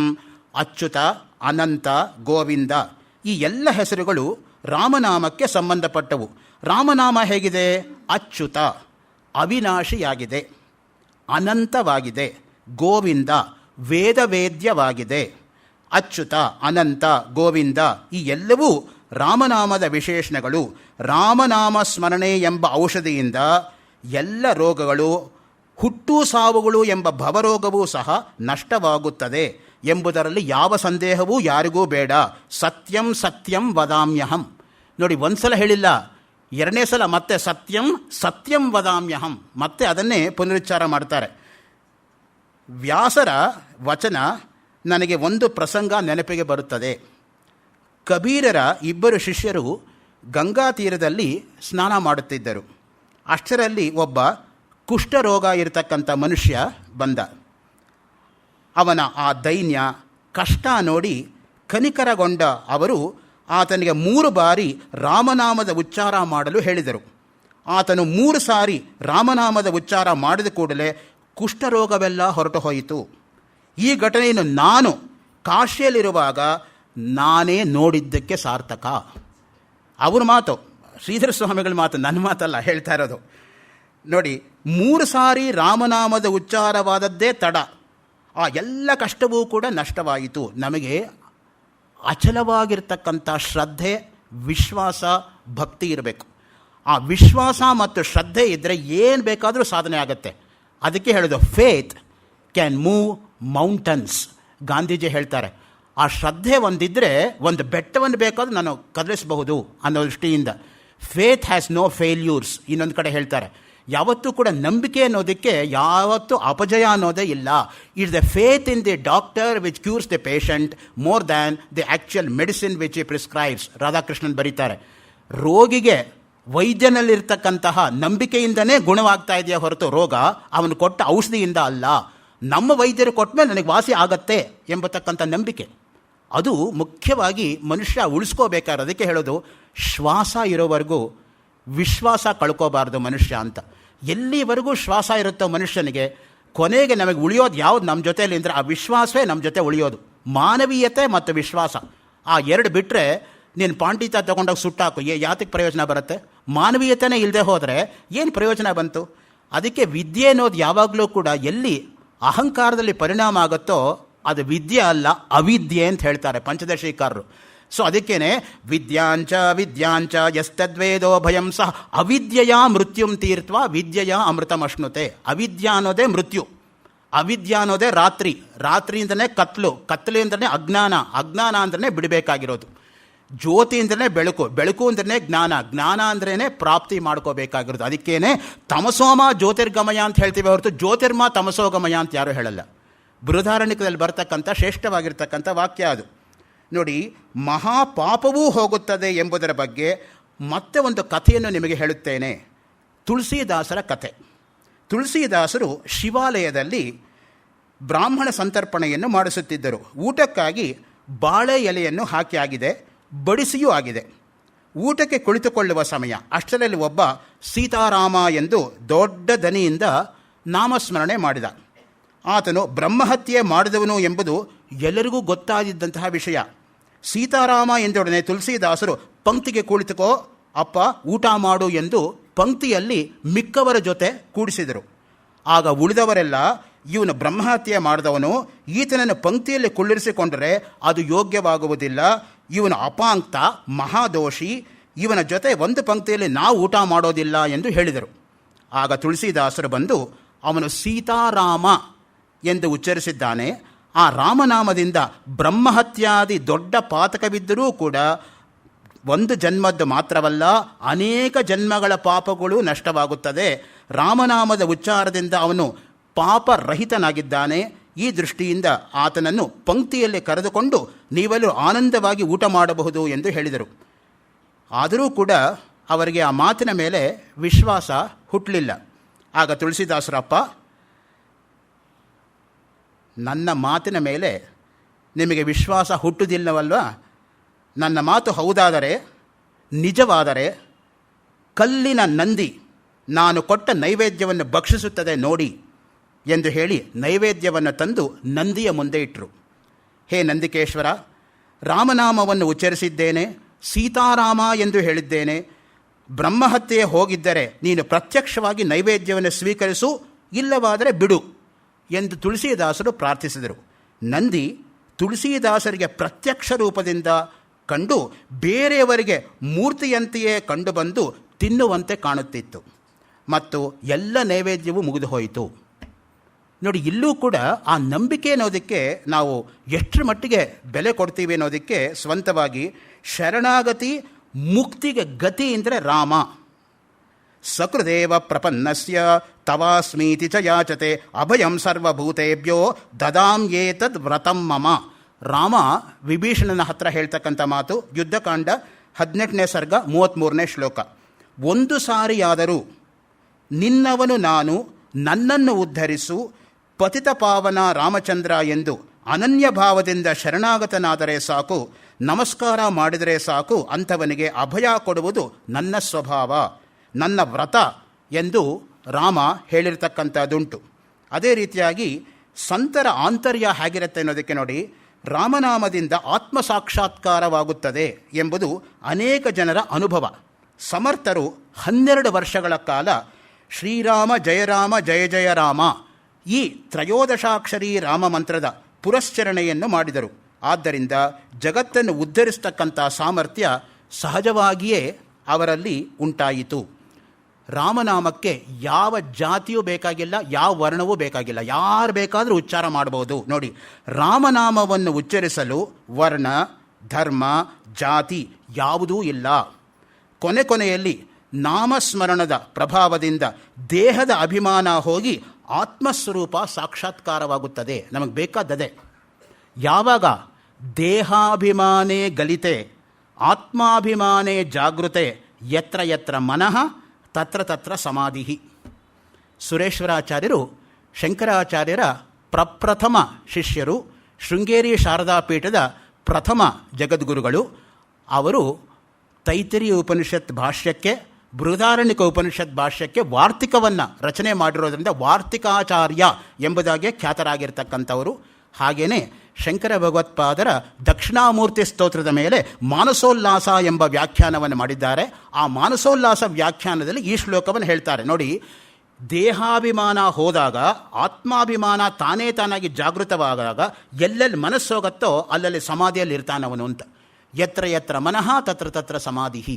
ಸೊ ಆ ದೃಷ್ಟಿಯಿಂದ ರಾಮನಾಮ ಉಚ್ಚರಿಸ್ತಕ್ಕಂಥದ್ದು ಅಷ್ಟು ಮುಖ್ಯವಾದದ್ದು. ತುಕಾರಾಮರು ಹೇಳುತ್ತಾರೆ, ಆ ನಾಮ ಅಂದರೆ ನಿಜಧಾಮ, ತನ್ನ ನಿಜ ರೂಪವಾಗಿರುವ ಪರಮಧಾಮ, ಪರಬ್ರಹ್ಮ ಸ್ವರೂಪವೇನಿದೆಯೋ ಅದೇ ಚೈತನ್ಯ ಸ್ವರೂಪವಾದಂತಹ ಶ್ರೀರಾಮ ನಾಮ. ಇನ್ನು ರಾಮ ಅಂದ್ರೇನು? ಕಾಮ ನಿರ್ನಾಮ, ಸಮಸ್ತವಾಗಿರ್ತಕ್ಕಂಥ ಕಾಮನೆಗಳನ್ನು ನಿರ್ನಾಮ ಮಾಡ್ತಕ್ಕಂಥವನು ಯಾರು, ಅವನೇ ರಾಮ ಅನ್ನೋದು. ಮನಸ್ಸೇ ಯಾವತ್ತೂ ಒಂದು ಆನಂದ ರೂಪವಾಗಿಯೇ ಇರುವ ಈ ಬ್ರಹ್ಮಾನಂದವನ್ನು ಅಥವಾ ಬ್ರಹ್ಮರೂಪವನ್ನು ಸೇವಿಸಿ ಅನುಭವಿಸಿ ಸಾಕ್ಷಾತ್ಕರಿಸಿಕೊಂಡು ಕೃತಕೃತ್ಯವಾಗಿ ಬಾಳು. ರಾಮನಾಮ ತತ್ವಮಸಿ, ಪರವೂ ಹೌದು. ಛಾಂದೋಗ್ಯೋಪನಿಷತ್ತಿನ 6ನೇ ಅಧ್ಯಾಯದಲ್ಲಿ 9 ದೃಷ್ಟಾಂತಗಳಿಂದ ಮನೆಗೆ ಅತ್ಯಂತ ಅಹಂಕಾರಿಯಾಗಿ ಬಂದಂತಹ ಶ್ವೇತಕೇತುವಿಗೆ ತಂದೆಯಾಗಿರ್ತಕ್ಕಂಥ ಆರುಣಿ ಕೊಡ್ತಕ್ಕಂತಹ ಉಪಾಯ. ಅವನು ಹೇಳ್ತಾನೆ, ನೋಡಪ್ಪ ಮಗು, ನಿನಗೆ ಯಾವ ಒಂದು ಅರ್ಥ ಆದರೆ ಎಲ್ಲವೂ ಅರ್ಥವಾದಂತಾಗತ್ತೋ ಅದು ಗೊತ್ತಾ ಅಂತ ಕೇಳಿದ್ದಕ್ಕೆ ಅವನು ಕೊಡೋ ಉತ್ತರ ಏನೋ, ನನ್ನ ಗುರುಗಳಿಗೆ ಗೊತ್ತಿಲ್ಲ ಅಂತ ಹೇಳ್ತಾನೆ. ನನಗೆ ಗೊತ್ತಿಲ್ಲ ಅಂದರೆ ಪರವಾಗಿಲ್ಲ, ಗುರುಗಳಿಗೆ ಗೊತ್ತಿಲ್ಲ ಅಂದರೆ ಓಹೋ ಅಹಂಕಾರದ ಪರಮಾವಧಿ ಮುಟ್ಟಿದ್ದಾನೆ ಮಗ ಅಂತ ಹೇಳಿ ಸ್ವಂತ ತಂದೆನೇ ಬೋಧನೆ ಮಾಡ್ತಾನೆ. ನೋಡಪ್ಪ ಮಗು,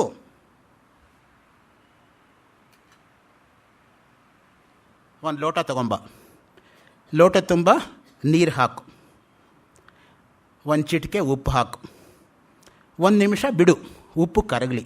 ಮೇಲ್ಗಡೆ ಭಾಗ ನೀರನ್ನು ಕುಡಿ, ಹೇಗಿದೆ ಉಪ್ಪಾಗಿದೆ. ಮಧ್ಯಭಾಗ ನೀರನ್ನು ಕುಡಿ, ಹೇಗಿದೆ ಉಪ್ಪಾಗಿದೆ. ಕೆಳಗಡೆ ಭಾಗ ನೀರನ್ನು ಕುಡಿ, ಹೇಗಿದೆ ಉಪ್ಪಾಗಿದೆ. ಉಪ್ಪು ಕಣ್ಣಿಗೆ ಕಾಣಿಸ್ತಾ ಇದೆಯೋ? ಕಾಣಿಸ್ತಾ ಇಲ್ಲ. ಹಾಗಿದ್ರೆ ನೀರು ಉಪ್ಪಾಗಿದೆ ಅಂತ ಹೇಗಪ್ಪ ಹೇಳ್ತೀಯಾ? ನಾಲಿಗೆಗೆ ರುಚಿ ಅನುಭವಕ್ಕೆ ಬರ್ತಾ ಇದೆ. ನೀನು ಪ್ರತ್ಯಕ್ಷವಾಗಿ ಕಣ್ಣಿಂದ ಕಾಣತಕ್ಕಂಥ ನೀರನ್ನೇ ಉಪ್ಪು ನೀರು ಅನ್ನೋದನ್ನು ಅನುಭವದಿಂದ ತಿಳ್ಕೋಬೇಕಾದ್ರೆ ನೀನೇ ಬ್ರಹ್ಮ ಅನ್ನೋದು ಅನುಭವ ಇಲ್ಲದೆ ಹೇಗಪ್ಪ ತಿಳ್ಕೋತೀಯ? ಯಾರು ನೀರು ನೋಡಿಲ್ಲ, ಯಾರು ಲೋಟ ನೋಡಿಲ್ಲ, ಯಾರು ಉಪ್ಪು ನೀರು ನೋಡಿಲ್ಲ, ಯಾರು ನೀರು ಕುಡಿದಿಲ್ಲ ನೋಡಿ, ಎಲ್ಲರೂ ನೋಡ್ತಕ್ಕಂಥ ಜನಸಾಮಾನ್ಯವಾಗಿರ್ತಕ್ಕಂಥ ಜನಜನಿತವಾಗಿರ್ತಕ್ಕಂಥ ಆಬಾಲ ವೃದ್ಧರು ಕಣ್ಣಿಂದ ಪ್ರತ್ಯಕ್ಷವಾಗಿ ನೋಡ್ತಕ್ಕಂಥ ಉದಾಹರಣೆ ಕೊಟ್ಟು ತತ್ವಮಸಿ ಎಂಬತಕ್ಕಂಥ ವಾಕ್ಯಾರ್ಥವನ್ನು ತಂದೆಯಾಗಿರ್ತಕ್ಕಂಥವನು ಮನೆಗೆ ಅತ್ಯಂತ ಅಹಂಕಾರಿಯಾಗಿ ಬಂದಿರತಕ್ಕಂಥ ಶ್ವೇತಕೇತುವಿಗೆ ಉಪದೇಶ ಮಾಡ್ತಕ್ಕಂಥದ್ದಾದ್ದರಿಂದನೇ ನವಕೃತ್ವೋಭ್ಯಾಸ ಎಂಬುದಾಗಿ ಅದಕ್ಕೆ ಹೇಳೋದು. 9 ಉದಾಹರಣೆ ಕೊಡ್ತಾನೆ. ನಾನು ಕೇವಲ ಒಂದು ಉದಾಹರಣೆ ಮಾತ್ರ ಕೊಟ್ಟಿದ್ದೀನಿ. ತತ್ ತ್ವಂ ಅಸಿ, ಆ ಬ್ರಹ್ಮವೇ ನೀನಾಗಿದ್ದೀಯಾ ಅನ್ನೋ ದೃಷ್ಟಿಯಿಂದ. ಈಗ ಹೋದವಾರ ಇಲ್ಲಿತ್ತು ಅಂತ ಕಾಣುತ್ತೆ, ಪ್ರೊಫೆಸರ್ ML ನರಸಿಂಹಮೂರ್ತಿಯವರ ಉಪನ್ಯಾಸ ಕಠೋಪನಿಷತ್ತಿನ ಮೇಲೆ ಅಂತ ಕಾಣುತ್ತೆ. ಅವರ PhD ಥೀಸಿಸು 4 ಮಹಾವಾಕ್ಯಗಳನ್ನು 3 ಜನ ಆಚಾರ್ಯರು ಹೇಗೆ ಇಂಟರ್ಪ್ರಿಟ್ ಮಾಡಿದ್ದಾರೆ ಅಂತ. ಶಂಕರಾಚಾರ್ಯ ಪ್ರಕಾರ ಮಹಾವಾಕ್ಯಾರ್ಥ ಅಂದ್ರೇನು, ರಾಮಾನುಜರ ಪ್ರಕಾರ 4 ರೀತಿಯಾಗಿರ್ತಕ್ಕಂಥ ಮಹಾವಾಕ್ಯಗಳ ಅರ್ಥ ಏನು, ಶಂಕರಾಚಾರ್ಯ ಪ್ರಕಾರ ಏನು ಅರ್ಥ ಅಂತ. So comparative study of the 3 Acharyas on 4 Mahavakyas, ಅದು ಅವರ PhD ಥೀಸಿಸ್ ಆಗಿದ್ದಿದ್ದು. ತಿರುಪತಿ ರಾಷ್ಟ್ರೀಯ ಸಮೃದ್ಧ ವಿದ್ಯಾಪೀಠದಿಂದ ಪಬ್ಲಿಷ್ ಆಗಿದೆ. ಸಮೃದ್ಧದಲ್ಲಿ ಬರೆದಿರ್ತಕ್ಕಂಥ ಥೀಸಿಸು 284 ಪುಟ ಇದೆ ಅಂತ ನನ್ನ ನೆನಪು. ಆ ದೃಷ್ಟಿಯಿಂದ ರಾಮ ಎಂಬತಕ್ಕಂಥದ್ದು ತತ್ವಮಸಿ ಎಂಬತಕ್ಕಂಥ ವಾಕ್ಯಾರ್ಥಕ್ಕೂ ಕೂಡ ಸಂಬೋಧವಾಗಿ ಬರುತ್ತೆ ನೋಡಿ. ಅಹಂ ಬ್ರಹ್ಮಾಸ್ಮಿ ಪರವು ಹೌದು, ಆತ್ಮಸ್ವರೂಪವನ್ನು ಪ್ರಕಾಶಗೊಳಿಸುವಂತಹದ್ದು, ಎಲ್ಲ ವಿಧದಿಂದಲೂ ನಮ್ಮ ಜೀವನದ ಯಾಥಾತ್ಮ್ಯವನ್ನು ಕಾಣಿಸುವಂತಹದ್ದು, ಜೀವನವನ್ನು ಕೃತಕೃತ್ಯಗೊಳಿಸುವಂತಹದ್ದು. ಆದ್ದರಿಂದ ರಾಮನಾಮದ ಹೊರತಾಗಿ ಇನ್ನೇನೂ ಕೂಡ ನಮಗೆ ಬೇಕಾಗಿಲ್ಲ. ಕಬೀರರೇ ಮುಂತಾದ ಉತ್ತರ ಪ್ರದೇಶದ ಸಾಧುಗಳು ಸಹ ಬಾಯಿ ತುಂಬ ಸಾರಿದ್ದು ಇದನ್ನೇ, ಎಲ್ಲಿ ರಾಮನೋ ಅಲ್ಲಿ ಕಾಮ ಇಲ್ಲ. ಮುಖ್ಯವಾಗಿ ಕಾಮನೆ ಹೋಗಬೇಕು ನಮಗೆ. ನೋಡಿ, ಕಾಮನೆ ಹೇಗಾಗತ್ತೆ ಅಂದರೆ ಬರೀ ಈ ಲೋಕದ ಕಾಮನೆ ಅಲ್ಲ, ಪರಲೋಕದ ಕಾಮನೆಯನ್ನು ನಾವು ಮೆಟ್ಟಿ ನಿಲ್ಲಬೇಕು. ಅದಕ್ಕೆ ಹೇಳಿದ್ದು ಇಹ ಅಮೂತ್ರ ಫಲಭೋಗ ವಿರಾಗ. ಎಷ್ಟೋ ಜನಕ್ಕೆ ಇಹಭೋಗ ವಿರಾಗ ಇರುತ್ತೆ, ಈ ಲೋಕದ ಆಸೆಗಳೇನಿರಲ್ಲ. ಸ್ವರ್ಗ ಅಂದರೆ ಶಾಶ್ವತ, ಸ್ವರ್ಗ ಅಂದರೆ ಚೆನ್ನಾಗಿರೋದು ಅನ್ನೋ ಭಾವನೆ ರೂಢಮೂಲವಾಗಿ ಕೂತ್ಕೊಂಡ್ಬಿಟ್ಟಿದೆ ಒಂಥರ. ಅದಕ್ಕೆ ಸ್ವರ್ಗ ಸುಖ ಎಂಬುದಾಗಿ ಹೇಳ್ತಕ್ಕಂಥದ್ದು. ಎಲ್ಲಿ ತನಕ ಸ್ವರ್ಗದಲ್ಲಿ ಇರೋಕ್ಕೆ ಸಾಧ್ಯಪ್ಪ? ನೀನು ಮಾಡಿರೋ ಪುಣ್ಯ ಇರೋ ತನಕ ನೀನು ಸ್ವರ್ಗದಲ್ಲಿ ಇರೋಕ್ಕೆ ಸಾಧ್ಯ. ಪುಣ್ಯ ಖರ್ಚಾದ ಮೇಲೆ ಭೂಲೋಕನೇ ಗ್ಯಾರಂಟಿ. ಕ್ಷೀಣೆ ಪುಣ್ಯೇ ಮರ್ತ್ಯಲೋಕಂ ವಿಶಂತಿ. ಬ್ಯಾಂಕ್ ಬ್ಯಾಲೆನ್ಸ್ ತರಹ ಎಲ್ಲಿ ತನಕ ನೀವು ಅಕೌಂಟಲ್ಲಿ ದುಡ್ಡು ಡ್ರಾ ಮಾಡ್ತೀರಾ, ಎಲ್ಲಿವರೆಗೂ ಅಕೌಂಟಲ್ಲಿ ದುಡ್ಡು ಇದೆಯೋ ಅಲ್ಲಿ ತನಕ. ಆಮೇಲೆ ಡ್ರಾ ಮಾಡೋಕ್ಕೆ ಹೋದರೆ ಚೆಕ್ ಬೌನ್ಸ್ ಆಗುತ್ತೆ. ಆ ದೃಷ್ಟಿಯಿಂದ ಮುಖ್ಯವಾಗಿ ಆ ಪುಣ್ಯ ಎಂಬತಕ್ಕಂಥದ್ದು ಯಾವಾಗಲೂ ಕೂಡ ಖರ್ಚಾಗ್ತಾ ಹೋಗುತ್ತೆ. ಆ ದೃಷ್ಟಿಯಿಂದನೇ ಸ್ವರ್ಗ ಸುಖವನ್ನು ಧಿಕ್ಕರಿಸಿಬಿಟ್ಟು ನಚಿಕೇತ ಆತ್ಮವಿದ್ಯೆಯನ್ನು ಪಡ್ಕೊಂಡು ವಾಪಸ್ ಬಂದಿದ್ದು. ಈ ದೇಹದಿಂದ ಆಲೋಕಕ್ಕೆ ಹೋದವನು ಇದೇ ದೇಹದಿಂದ ವಾಪಸ್ ಬಂದಿರತಕ್ಕಂಥ ಏಕೈಕ ವ್ಯಕ್ತಿ ಅಂದರೆ ನಚಿಕೇತ. ಏನೆಲ್ಲ ಪ್ರಲೋಭಗಳನ್ನ ಒಡ್ತಾನೆ ಯಮ ನಚಿಕೇತನಿಗೆ. ಇಮ ರಾಮ ಸರತಾ ಸತೂರ್ಯ ನಹಿ ದೃಶೋಲಂಬನೀಯ ಮನುಷ್ಯೈ ಆವಿರ್ಮತ್ ಪ್ರತ್ತಾಪಿ ಪರಿಚಾರಯಸ್ವ ನಚಿಕೇತೋ ಮರಣಂ ಮಾನುಪ್ರಾಕ್ಷೀ. ಇಲ್ಲಿರ್ತಕ್ಕಂಥ ಅಪ್ಸರೆಯರನ್ನೆಲ್ಲ ಕರ್ಕೊಂಡೋಗು, ಕುದುರೆಗಳನ್ನ ಕರ್ಕೊಂಡೋಗು, ಆನೆಗಳನ್ನ ತೆಗೆದುಕೊಂಡೋಗು, ರಥಗಳನ್ನು ತೆಗೆದುಕೊಂಡೋಗು, ಆತ್ಮವಸ್ತು ಮಾತ್ರ ಕೇಳಬೇಡ. ಅದಕ್ಕೊಂದು ಕೂಡ ಉತ್ತರ ಏನು? ತವೈವ ವಾಹಾಸ್ತವ ನೃತ್ಯ ಗೀತೆ. ಅದೆಲ್ಲ ನೀನೇ ಇಟ್ಕೊಪ್ಪ, ಅದು ನನಗೆ ಯಾವುದು ಬೇಕಾಗಿಲ್ಲ. ನಿನಗೆ ಆತ್ಮವಸ್ತು ಗೊತ್ತಿದೆ ಅನ್ನೋ ನನಗೆ ಗೊತ್ತಿದೆ, ಅದನ್ನು ನನಗೆ ಗೊತ್ತಿಲ್ಲ ಅಂತ ಹೇಳಿ ನೀನು ತಪ್ಪಿಸ್ಕೊಳ್ಳೋ ಹಾಗಿಲ್ಲ. 3 ವರ ಕೊಡ್ತೀನಿ, ನೀನು ಹೇಳಿದವನೇ ಹೊರತು ನಾನು ಅಂಗಲಾಚಲಿಲ್ಲ. 3ನೇದಾಗಿ, ಜಿಜ್ಞಾಸುವಾಗಿ ಯಾರಾದರೂ ಒಂದು ಪ್ರಶ್ನೆ ಕೇಳಿದರೆ ಗೊತ್ತಿದ್ದು ಹೇಳದೆ ಹೋದರೆ ನಿನಗೆ ಪಾಪ ಸುಟ್ಕೊಳ್ಳುತ್ತೆ, ಕೊಡು. ನೋಡಿ, ಯಮಲೋಕಕ್ಕೆ ಹೋಗಿ ಯಮನನ್ನೇ ಕಟ್ಟಾಕಿ ತನಗೆ ಬೇಕಾಗಿರ್ತಕ್ಕಂಥ ಆತ್ಮವಸ್ತುವನ್ನು ಪಡ್ಕೊಂಡು ಬಂದಿರತಕ್ಕಂಥದ್ದು ನಿಜವಾಗಿರ್ತಕ್ಕಂಥ ಒಂದು ಯೋಗ್ಯತೆ ಅವನಿಗೆ. ಇನ್ನು ನೋಡಿ, ಕಾಶಿ ಅಂದರೆ ಅವಿಮುಕ್ತ ಕ್ಷೇತ್ರ ಅಂತ ನಮ್ಮಲ್ಲಿರ್ತಕ್ಕಂತಹದ್ದು ಒಂದು ಮಾತು. ರಾಮನಾಮದಿಂದ ವಾರಾಣಸಿ ಎಂಬುದು ಮುಕ್ತಿ ಕ್ಷೇತ್ರವಾಯಿತು ಎನ್ನುವುದಕ್ಕೆ ರಾಮ ಉತ್ತರತಾಪಿನಿ ಉಪನಿಷತ್ತಿನಲ್ಲಿ ಆಧಾರವಿದೆ. ರಾಮ ಪೂರ್ವತಾಪಿನಿ ಉಪನಿಷತ್ತೊಂದು, ರಾಮ ಉತ್ತರತಾಪಿನಿ ಉಪನಿಷತ್ತೊಂದು, ರಾಮ ರಹಸ್ಯೋಪನಿಷತ್ತೊಂದು. ಈ 3 ಉಪನಿಷತ್ತನ್ನು ಸರಿಯಾಗಿ ಅಧ್ಯಯನ ಮಾಡೋ ತನಕ ರಾಮ ಎಂಬತಕ್ಕಂಥ ಶಬ್ದಕ್ಕೆ ಇರೋ ಒಳಾರ್ಥಗಳು, ಅದಕ್ಕಿರ್ತಕ್ಕಂಥ ಪಾವಿತ್ರತೆ ನಮಗೆ ಸರಿಯಾಗಿ ಜನಜನಿತವಾಗೋದಿಲ್ಲ. ಅದಕ್ಕೆ ನೋಡಿ, ಶ್ರೀರಾಮಸ್ಯ ಮನುಂ ಕಾಶ್ಯಾಂ ಜಜಾಪ ವೃಷಭಧ್ವಜ. ತನ್ನ ಕ್ಷೇತ್ರದಲ್ಲಿ ಇದ್ದ ಎಲ್ಲ ಜನರು ರಾಮನಾಮದ ಮಹತ್ವದಿಂದ ಮುಕ್ತರಾಗಬೇಕು ಎಂಬ ಉದ್ದೇಶವನ್ನು ಮನಸ್ಸಿನಲ್ಲಿಟ್ಟುಕೊಂಡು ವಿಶ್ವೇಶ್ವರನಾಗಿರ್ತಕ್ಕಂಥ ಕಾಶಿ ಅಧಿಪತಿಯಾಗಿರ್ತಕ್ಕಂಥ ಪರಮೇಶ್ವರ ರಾಮನಾಮದ ಜಪವನ್ನು ಬಹಳ ವರ್ಷಗಳವರೆಗೆ ಮಾಡಿದ್ದುಂಟು ಎಂದು ಹೇಳಲಾಗಿದೆ. ಮನು ಅಂದರೆ ಮಂತ್ರ, ರಾಮನ ಮಂತ್ರ ಅಂದರೆ ರಾಮನಾಮ. ವೃಷಭಧ್ವಜನಾದ ಶಂಕರನು ರಾಮನಾಮವನ್ನು ಜಪಿಸಿದನು. ನೋಡಿ, ಅದಕ್ಕೆ ಹೇಳೋದು ಮನ್ವಂತರ ಸಹಸ್ರೈಸ್ತು ಜಪ ಹೋಮ ಅರ್ಚನಾದಿಭಿ ತತಃ ಪ್ರಸನ್ನೋ ಭಗವಾನ್ ಶ್ರೀರಾಮ ಪ್ರಾಹ ಶಂಕರಂ. ಯಥೋಕ್ತವಾಗಿ ಒಂದು ಪುರಶ್ಚರಣವನ್ನೇ ಅನೇಕ ಮನ್ವಂತರಗಳವರೆಗೆ ಮಾಡಿದ್ದುಂಟು. ನೋಡಿ, ಪುರಾಣಕ್ಕೆ 5 ಲಕ್ಷಣ ಅಂತ ಹೇಳೋದು. ಸರ್ಗಶ್ಚ ಪ್ರತಿಸರ್ಗಶ್ಚ ವಂಶೋ ಮನ್ವಂತರಾಣಿಚ ವಂಶಾನುಚರಿತಂಚೇತಿ ಪುರಾಣಂ ಪಂಚಲಕ್ಷಣಂ ಅಂತ. ಮನ್ವಂತರ ಅಂತ ಐ ಥಿಂಕ್ ಒಂದು TV ಸೀರಿಯಲು ಬರ್ತಾಯಿತ್ತು ಅಂತ ಕಾಣುತ್ತೆ, TN ಸೀತಾರಾಮ್ದು, ಕೆಲವು ವರ್ಷಗಳ ಹಿಂದೆ ಅಂತ ನನ್ನ ನೆನಪು. ಯಥೋಕ್ತವಾಗಿ ಒಂದು ಪುರಶ್ಚರಣವನ್ನೇ ಅನೇಕ ಮನ್ವಂತರಗಳವರೆಗೆ ಮಾಡಿದ್ದುಂಟು ಎಂಬುದಾಗಿ ಹೇಳಿದೆ. ಶ್ರೀರಾಮ ಪರಮಾತ್ಮನು ಪ್ರಸನ್ನನಾಗಿ ಶಂಕರಂ ಪ್ರಾಹ, ಶಂಕರನಿಗೆ ಹೀಗೆ ಹೇಳಿದ, ವೃಣೀಶ್ವ ಯದಭೀಷ್ಟಂತತ್ ದಾಸ್ಯಾಮಿ ಪರಮೇಶ್ವರ. ಹೇ ಪರಮೇಶ್ವರ, ಇಷ್ಟು ಪುರಶ್ಚರಣೆಯನ್ನು ಮಾಡಿದ್ದೀಯಲ್ಲ, ನಿನಗೆ ಏನಾಗಬೇಕು ಕೇಳು. ಅಥ ಸಚ್ಚಿದಾನಂದಾತ್ಮಕಂ ಶ್ರೀರಾಮಂ ಈಶ್ವರ ಪಪ್ರಚ್ಛ. ಮಣಿಕರ್ಣ್ಯಾಂ ಮಮ ಕ್ಷೇತ್ರೇ ಗಂಗಾಯಾಂ ವಾ ತಟೇ ಪುನಃ ಮ್ರಿಯೇತ ದೇಹಿ ತಜ್ಜಂತೋ ಮುಕ್ತಿರ್ನಾಂತೋ ವರಾಂತರಂ. ಮಣಿಕರ್ಣಿಕಾ ಘಾಟ್ನಲ್ಲಿ, ಕಾಶಿಯಲ್ಲಿ ಪ್ರಸಿದ್ಧವಾಗಿರತಕ್ಕಂಥದ್ದು, ಗಂಗಾ ತಟದ ನನ್ನ ಕ್ಷೇತ್ರವಾದ ಕಾಶಿಯಲ್ಲಿ ಎಲ್ಲಾದರೂ ಯಾರು ದೇಹವನ್ನು ಬಿಡುತ್ತಾರೋ ಕ್ರಿಮಿಕೀಟಗಳಿಂದ ಮನುಷ್ಯರವರೆಗೆ ಯಾವ ಪ್ರಾಣಿಯೇ ಆಗಲಿ ಅಂಥವರಿಗೆ ಮುಕ್ತಿಯಾಗುತ್ತದೆ. ಕಾಶಿ ಖಂಡ ಅಂತ ಒಂದು ಖಂಡ ಇದೆ ಪುರಾಣಗಳಲ್ಲಿ. ಕಾಶಿ ಕ್ಷೇತ್ರದ ಪಾವಿತ್ರತೆ ಅಂತ ಚಂದ್ರಮೌಳಿನವರು ಒಂದು ಪುಸ್ತಕ ಬರೆದಿದ್ದಾರೆ. ಇನ್ನೂ ಅಚ್ಚಾಗಿಲ್ಲ, ಯಾಕೆಂದರೆ ನಾನು ಮುನ್ನುಡಿ ಬರೆದಿರೋದ್ರಿಂದ. ಯಾರೋ ದೊಡ್ಡವರು ಬರೆದಿದ್ದರೆ ಅಚ್ಚಾಗ್ತಾಯಿತ್ತು. ಆ ಒಂದು ಇದರಲ್ಲಿ ಕಾಶಿ ಅಂದರೆ ಏನು ಅನ್ನೋದನ್ನು ವ್ಯಾಪಕವಾಗಿ ವರ್ಣನೆ ಮಾಡ್ತಾರೆ. ಅಲ್ಲಿ ಇಂಜಿನಿಯರ್ ಆಗಿ ಎಷ್ಟೋ ವರ್ಷಗಳ ಕಾಲ ಇದ್ದವರು ಅವರು. ಒಂದೊಂದು ಹಳ್ಳಿ, ಒಂದು ಗಲ್ಲಿನೂ ಸುತ್ತಾಡಿದ್ದಾರೆ. ಅಲ್ಲಿರ್ತಕ್ಕಂಥ 30 ವರ್ಷಗಳ ಕಾಲ ಸಮಗ್ರವಾಗಿರ್ತಕ್ಕಂಥ ಕಾಶಿದಲ್ಲಿರ್ತಕ್ಕಂಥ ಎಲ್ಲ ದೇವಸ್ಥಾನಗಳನ್ನು ನೋಡಿ ಅದ್ರ ಮೇಲೆ ಆಧಾರಯುಕ್ತವಾಗಿ ಪುರಾಣಗಳನ್ನು ಕೋಟ್ ಮಾಡಿ ಆ ಪುಸ್ತಕ ಅವರು ಬರೆದಿದ್ದಾರೆ. ಕಾಶಿ ಅಂದರೆ ಏನು ಅನ್ನೋದಕ್ಕೆ ನಿಜವಾದಂಥ ಅರ್ಥದಲ್ಲಿ ಸ್ಪ್ಲೆಂಡರಸ್ ಕಾಶಿ ಅಂತ ಹಿಂದೆ ಇಂಗ್ಲೀಷಲ್ಲಿ ಒಂದು ಬರೆದಿದ್ದರು ಅವರೇನೆ. ಸೊ ಈಗ ಈ ಕಾಶಿ ಮಹಾತ್ಮ್ಯ ಅಂತಲೇ ಕನ್ನಡದಲ್ಲಿ ಬರೆದಿದ್ದಾರೆ. ಇದಕ್ಕಿಂತಲೂ ಹೆಚ್ಚಿನ ವರ ನನಗೇನು ಬೇಡ, ನಿನ್ನ ಕೃಪೆ ಇದ್ದರೆ ನನಗೆ ಸಾಕು.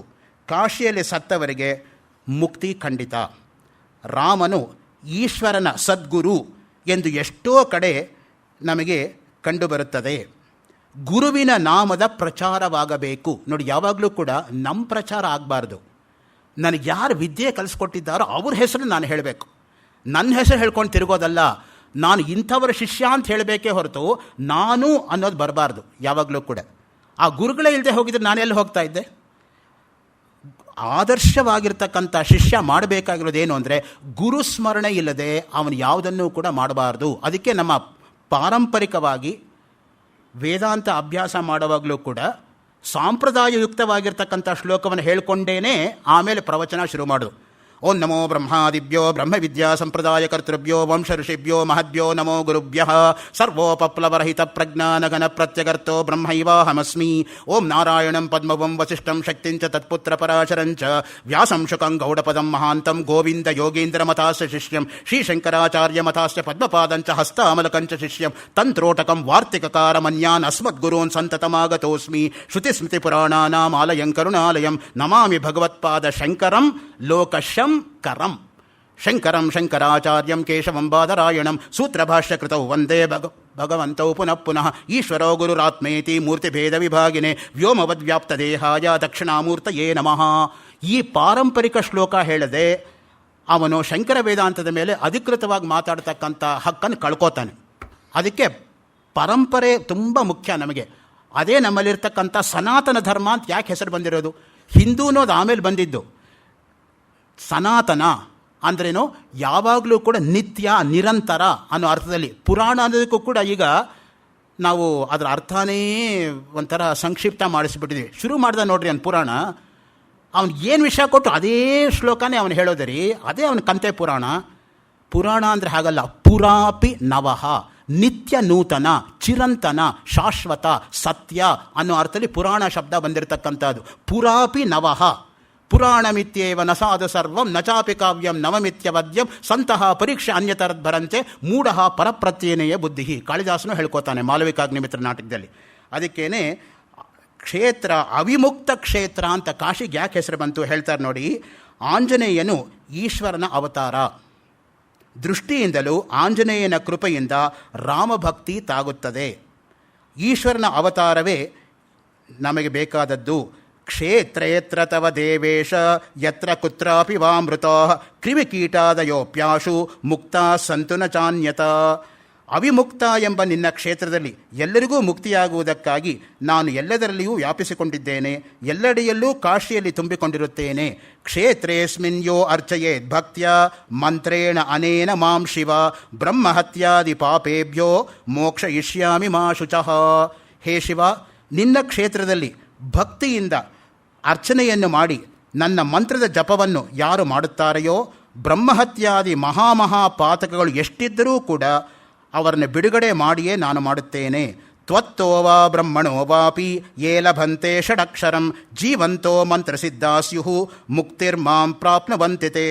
ಬ್ರಹ್ಮದೇವನಿಂದಾಗಲಿ ನಿನ್ನಿಂದಾಗಲಿ ಈ ತಾರಕ ಮಂತ್ರದ ಉಪದೇಶವು ಯಾರಿಗೆ ಆಗುತ್ತದೆಯೋ ಅವರು ಮಂತ್ರಸಿದ್ಧರಾಗಿ ಮುಕ್ತರಾಗಿ ಬ್ರಹ್ಮಸ್ವರೂಪವಾದ ನನ್ನಲ್ಲಿ ಐಕ್ಯವಾಗುವರು ಅಥವಾ ಮುಕ್ತಿ ಪಡೆಯುವರು ಎಂಬುದರಲ್ಲಿ ಸಂದೇಹವಿಲ್ಲ. ಮುಮೂರ್ಷೋ ದಕ್ಷಿಣೇ ಕರ್ಣೆ ಯಸ್ಯ ಕಸ್ಯಾಪಿ ವಾ ಸ್ವಯಂ ಉಪದೇಕ್ಷಸಿ ಯನ್ಮಂತ್ರಂ ಸಮುಕ್ತೋ ಭವಿತಾ ಶಿವ. ಹೇ ಶಿವ, ಸಾಯುತ್ತಿರುವ ಯಾವ ಜಂತುವೇ ಆಗಲಿ ಬಲ ಕಿವಿಯಲ್ಲಿ ನೀನು ನನ್ನ ಮಂತ್ರವನ್ನು ಉಪದೇಶಿಸಿದರೆ ಸಾಕು, ನಿಶ್ಚಯವಾಗಿಯೂ ಮುಕ್ತನಾಗುತ್ತಾನೆ ಎಂಬುದರಲ್ಲಿ ಸಂದೇಹ ಬೇಡ ಅನ್ನೋದು ರಾಮತಾರಕ ಉಪನಿಷತ್ತಲ್ಲಿ ಬರ್ತಕ್ಕಂತಹ ಒಂದು ಕಾಶಿಯ ಮಹತ್ವ. ಕಲೌ ನಾಸ್ತ್ಯೇವ ನಾಸ್ತ್ಯೇವ ನಾಸ್ತ್ಯೇವ ಗತಿರನ್ಯತ ಕಲೌ ನಾಮೈವ ನಾಮೈವ ನಾಮೈವ ಮಮ ಜೀವನಂ. ನೋಡಿ, ನಾಮಸ್ಮರಣೆಯೇ ಕಲಿಯುಗದಲ್ಲಿ ಅತ್ಯಂತ ಪ್ರಶಸ್ತವಾಗಿರ್ತಕ್ಕಂಥ ಭಕ್ತಿ. ಇನ್ನೇನು ಮಾಡಬೇಕಾಗಿಲ್ಲ ನಾವು. ಕಲಿಯುಗದಲ್ಲಿ ಮಾಡತಕ್ಕಂಥವನು ಉಳಿದ ಯಾವುದನ್ನು ಮಾಡಲಿ ಸಾಮರ್ಥ್ಯವಿದ್ದರೆ ಮಾಡಬಹುದು. ಸರ್ವಸಾಮಾನ್ಯ ಜನರೂ ಕೂಡ ರಾಮನಾಮವು ಹಿಡಿಸುತ್ತದೆ.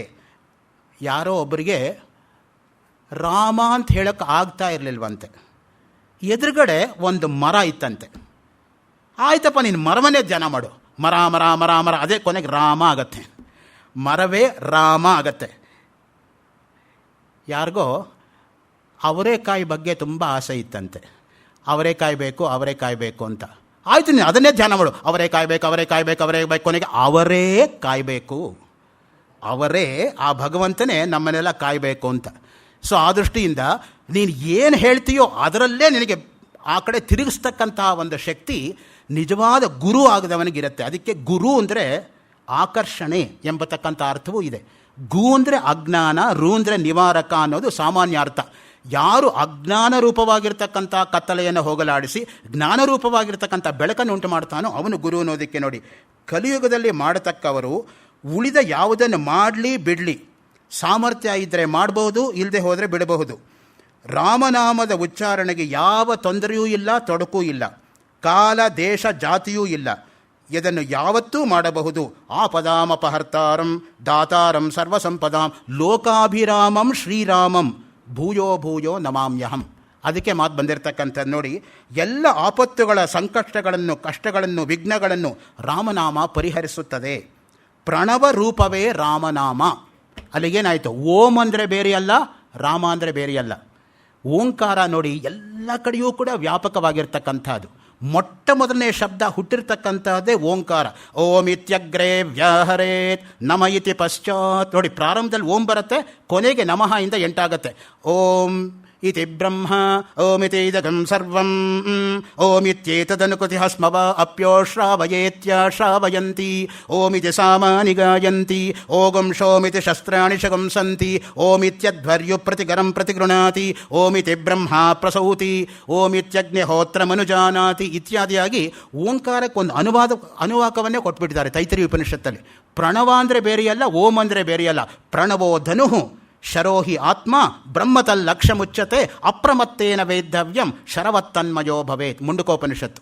ಓಂಕಾರ ಎಂಬ ಬಿಲ್ಲಿನಲ್ಲಿ ಆತ್ಮ ಎಂಬತಕ್ಕಂಥ ಬಾಣವನ್ನು ನೆಟ್ಟು ಬ್ರಹ್ಮ ಎಂಬತಕ್ಕಂಥ ಲಕ್ಷದಲ್ಲಿ ಬಿಟ್ಟಾಗ ಲಕ್ಷಣ ಸಮನ್ವಯ ಉಂಟಾಗುತ್ತೆ. ಅದಕ್ಕೇನೆ ಪ್ರಣವ ಎಂಬತಕ್ಕಂಥದ್ದು ಅತ್ಯಂತ ಶ್ರೇಷ್ಠವಾಗಿರ್ತಕ್ಕಂಥದ್ದು. ಸಾಲೋಕ್ಯ, ಸಾಯುಜ್ಯ, ಸಾಮೀಪ್ಯ ಈ ರೀತಿಯಾಗಿ ಭಕ್ತಿಯನ್ನು ಹೇಳ್ತಾ ಹೋಗ್ತಾ ಯಾವುದು ಕೊನೆಯಲ್ಲಿ ಉಳ್ಳತ್ತೋ ಅಕಾರ, ಉಕಾರ, ಮಕಾರ ಅಮ್ಮಲ್ಲಿರ್ತಕ್ಕಂಥ ಅರ್ಧಾಕ್ಷರ ರೂಪವಾಗಿರೋದೇ ಓಂಕಾರ. ಮಾಂಡುಕ್ಯ ಒಂದು ಉಪನಿಷತ್ತನ್ನು ನಾವು ಸರಿಯಾಗಿ ಅನುಭವಿಸ್ಕೊಂಡ್ರೆ ಆವಾಗ ಓಂಕಾರದ ನಿಜವಾಗಿರ್ತಕ್ಕಂಥ ಅರ್ಥ ನಮಗಾಗುತ್ತೆ. ಜಾಗ್ರತ್ ಅಂದರೆ ಅಕಾರ, ಸ್ವಪ್ನ ಅಂದರೆ ಉಕಾರ, ಸುಷುಪ್ತಿ ಅಂದರೆ ಮಕಾರ. ತುರಿಯ ಸ್ಥಿತಿ ನಾವು ಯಾರೂ ನೋಡೇ ಇಲ್ಲ, ಅದು ಕೇವಲ ಅನುಭವ ವೇದ್ಯ, ಅದು ಕೊನೆಯಲ್ಲಿರ್ತಕ್ಕಂಥ ಅದಕ್ಕೇನೆ ಆವು ಮಾ ಜಾಗ್ರತ್ ಸ್ವಪ್ನ ಸುಷುಪ್ತಿಗಳು ಬಂದು ಹೋಗತಕ್ಕಂಥದ್ದು, ತುರಿಯ ನಿಲ್ತಕ್ಕಂಥದ್ದು. ಈ ಮೂರು ಅವಸ್ಥೆಗಳು ಅದು ಸ್ಥಿತಿ. ಅದಕ್ಕೆ ಸ್ಥಿತಿ ಎಂಬುದಾಗಿ ಹೇಳ್ತಕ್ಕಂಥದ್ದು. ಅವಸ್ಥೆಗಳು ವ್ಯತ್ಯಾಸ ಆಗ್ತಾ ಹೋಗುತ್ತೆ. ಜಾಗ್ರತಿಂದ ಸ್ವಪ್ನ, ಸ್ವಪ್ನದಿಂದ ಸುಷುಪ್ತಿ, ಸುಷುಪ್ತಿಯಿಂದ ಮತ್ತೆ ಜಾಗೃತಿ. ಯಾಕೆಂದರೆ ತುರಿಯ ಹೋಗೋಕ್ಕಾಗಿಲ್ಲ ನಾವು. ಶಾಂತಂ ಶಿವಂ ಅದ್ವೈತಂ ಚತುರ್ಥಂ ಸ ಆತ್ಮ ಮನ್ಯಂತೆ ಸವಿಜ್ಞೇಯ. ಮಾಂಡುಕ್ಯ ಉಪನಿಷತ್ತಿನ 7ನೇ ಮಂತ್ರ. ಶಾಂತ ಸ್ಥಿತಿ. ಆ ಸ್ಥಿತಿಯಲ್ಲಿ ಇರ್ತಕ್ಕಂಥವರು ಯಾವತ್ತೂ ಕೂಡ ಅಶಾಂತಿ ಅನ್ನೋದೇ ಅವ್ರಿಗೆ ಬರೋದಿಲ್ಲ. ಶಾಂತಾಹಂಕೃತಿ ದೋಷ ಸುಸಮಾಹಿತ ಮಾನಸ ಕೋಪಿ ಪೂರ್ಣೇಂದು ಶಿಶಿರಭಾವ ರಾಜತ್ಯಾನಂದ ಸತ್ಯಚಿದ್ರಸಿಕ. ಸದಾಶಿವ ಬ್ರಹ್ಮೇಂದ್ರ ಆತ್ಮವಿದ್ಯಾವಿಲಾಸದ 31ನೇ ಶ್ಲೋಕ. ಯಾರು ಅಹಂಕಾರ ಗೆದ್ದಿದ್ದಾರೋ ಅವ್ರಿಗೆ ಶಾಂತಿ ಇರುತ್ತೆ ಅಂತ. ಶಕ್ತಿ ಇರೋದು ಪ್ರದರ್ಶನಕ್ಕಲ್ಲ, ಶಕ್ತಿ ಇಲ್ಲದೇ ಇರೋರನ್ನು ದುಷ್ಟರಿಂದ ಕಾಪಾಡೋದಕ್ಕೆ ಅಂತ. ರಮಣ ಮಹರ್ಷಿಗಳ ರಮಣಗೀತಾನಲ್ಲಿ ಒಂದು ಮಾತು ಬರುತ್ತೆ. ಶಕ್ತಿಮಂತಮಪಿ ಶಾಂತಿ ಸಂಯುತಂ ಭಕ್ತಿಮಂತಮಪಿ ಭೇದವರ್ಜಿತಂ ವೀತರಾಗಮಪಿ ಲೋಕವತ್ಸರಂ ಸಾಧುಭಾವಮಪಿ ನಮ್ರಚೇಷ್ಟಿತಂ. ಮಹಾತ್ಮರು ಹೇಗಿರ್ತಾರೆ ಅಂದರೆ ವಿವೇಕ್ ಚೂಡಾಮಣಿಯಲ್ಲಿ ಹೇಳ್ತಾರೆ, ಶಾಂತ ಮಹಾಂತೋ ನಿವಸಂತಿ ಸಂತಃ ವಸಂತವತ್ ಲೋಕಹಿತಂ ಚರಂತಹ. ನೋಡಿ, 7 ತಕಾರಗಳು ಬರುತ್ತೆ ಒಂದೇ ಶ್ಲೋಕದಲ್ಲಿ. ಶಾಂತ ಮಹಾಂತಃ ನಿವಸಂತಿ ಸಂತಃ ವಸಂತವತ್ ಲೋಕಹಿತಂ ಚರಂತಹ. 7 ತಕಾರಗಳು. ಅದು ನಿಜವಾಗಿರ್ತಕ್ಕಂಥ ಕವಿಗೆ ಸಹಜವಾಗಿ ಬರ್ತಕ್ಕಂಥ ಶಬ್ದಗಳು. ಕವಿ ಶಬ್ದವನ್ನು ಹುಡ್ಕೊಂಡು ಹೋಗಲ್ಲ, ಶಬ್ದಗಳೇ ಕವಿಯನ್ನು ಹುಡ್ಕೊಂಡ್ಬರುತ್ತೆ. ಚಂದ್ರಶೇಖರ ಭಾರತಿ ಮಹಾಸ್ವಾಮಿಗಳ ಶ್ಲೋಕ. ಅದಕ್ಕೆ ನಾನು ಪ್ರಾರಂಭದಲ್ಲಿ ಹೇಳೇ ಶುರು ಮಾಡೋದು. ಮೌಲೌ ಮಂದಾಕಿನೀಯಸ್ಯ ಮಾಲತಿ ಮಾಲಿಕಾ ನಿವಹ ಮೌನಿ ಮಾನಸಹಂಸೋಯಂ ಮೌಢ್ಯಂ ಹರತು ನ ಶಿವ. 7 ಮಕಾರಗಳು. ಅಲ್ಲಿ 7 ತಕಾರಗಳಿದ್ದರೆ ಇಲ್ಲಿ 7 ಮಕಾರಗಳು. ಅದು ಶಂಕರರು, ಇದು ಚಂದ್ರಶೇಖರ ಭಾರತಿಗಳು. ಶೃಂಗೇರಿ ಶಾರದಾ ಪೀಠದ 34ನೇ ಜಗದ್ಗುರುಗಳು, ಸ್ವಯಂ ಜೀವನ್ಮುಕ್ತರು, ಅವಧೂತ ಅಗ್ರೇಸರರು. ಇನ್ನು ಅವರಿಗಿಂತ ಅವಧೂತರು ನಾವು ಇನ್ಯಾರೂ ನೋಡೋಕ್ಕೆ ಸಾಧ್ಯವೇ ಇಲ್ಲ. ಸೊ ಹಾಗಾಗಿ ನಿಜವಾದ ಅರ್ಥದಲ್ಲಿ ಅಂಥವರಿಗೆ ಮಹಾಂತರು, ಅದರಿಂದನೇ ಅವರು ಸಂತರು.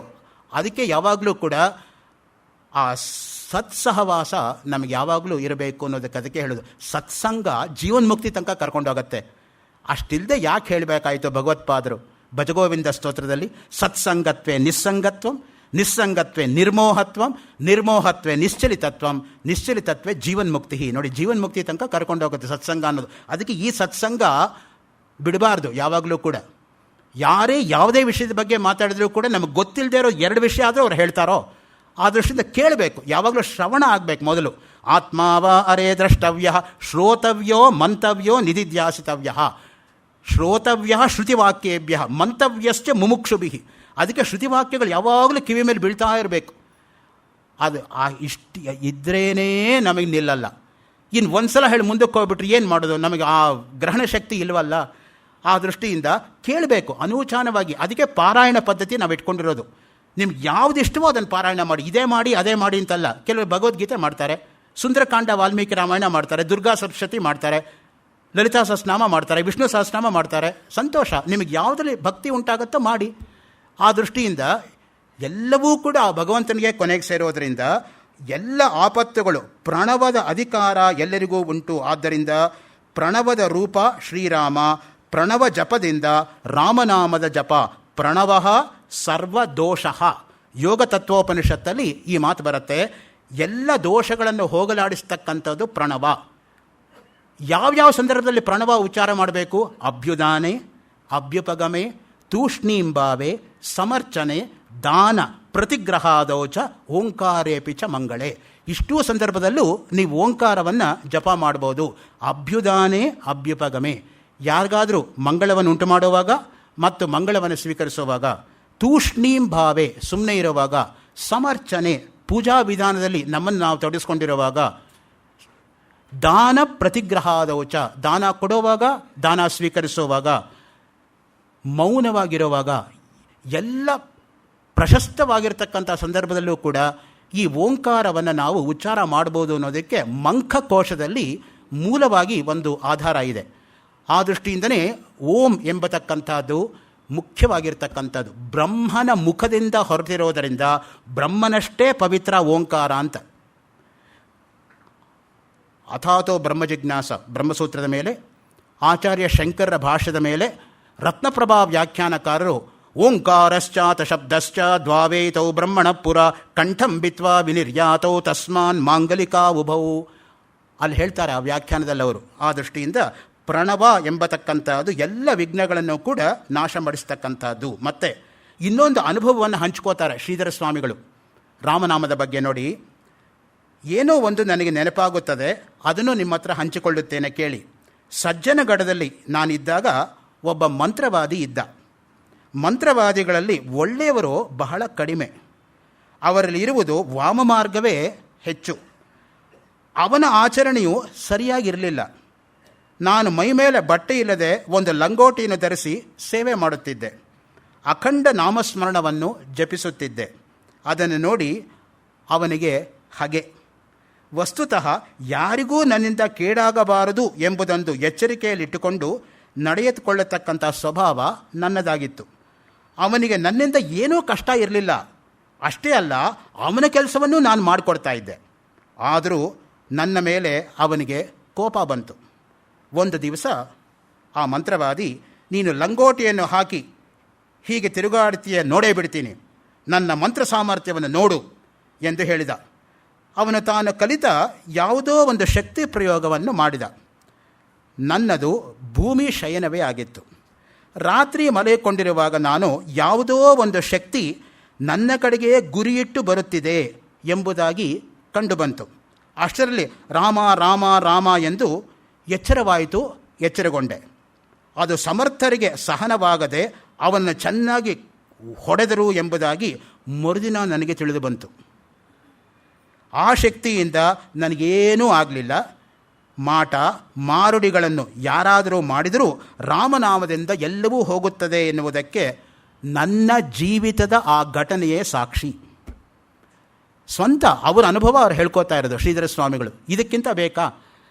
ಆ ದೃಷ್ಟಿಯಿಂದ ಮಂಗಳೂರಿನಲ್ಲಿ ಒಂದು ಕಡೆ ಇರುವಾಗ ಇನ್ನೊಂದು ಘಟನೆ ನಡೆಯಿತು. ನಾನು ಅರ್ಘ್ಯ ಬಿಡುತ್ತಿದ್ದೆ. ಅಷ್ಟರಲ್ಲಿ ದೊಡ್ಡ ಕಪ್ಪು ಗುಡ್ಡವೇ ಬಂದ ಹಾಗೆ ಎದುರಿಗೆ ಕಂಡುಬಂತು. ಅರ್ಘ್ಯಕ್ಕೆ ಜಲವನ್ನು ಕೈಯಲ್ಲಿ ಇಟ್ಕೊಂಡಿದ್ದೇನೆ. ಒಂದು ಕ್ಷಣ ತಡವಾದಲ್ಲಿ ಅದು ನನ್ನ ಮೇಲೆ ಬಿದ್ದು ಉಸಿರು ಕಟ್ಟಿ ಏನಾಗುತ್ತದೆಯೋ ಎಂಬ ಕಲ್ಪನೆ ನನಗೆ ಬರುತ್ತಾ ಇದೆ. ಅಷ್ಟರಲ್ಲಿ ನನ್ನ ಹೃದಯದಿಂದ ಒಬ್ಬ 16 ವರ್ಷದ ಹುಡುಗ ಎರಡೂ ಕೈಯಿಂದ ಅದನ್ನು ಚದುರಿಸಿ ನಷ್ಟ ಮಾಡಿದ. ಆ ಹುಡುಗನೇ ತಲೆ ಎತ್ತಿ ನೋಡಿದಾಗ ರಾಮನಾಗಿದ್ದ. ಎಷ್ಟು ಅನುಭವಗಳನ್ನು ಅವರು ಹೇಳ್ಕೋತಾರೆ ನೋಡಿ.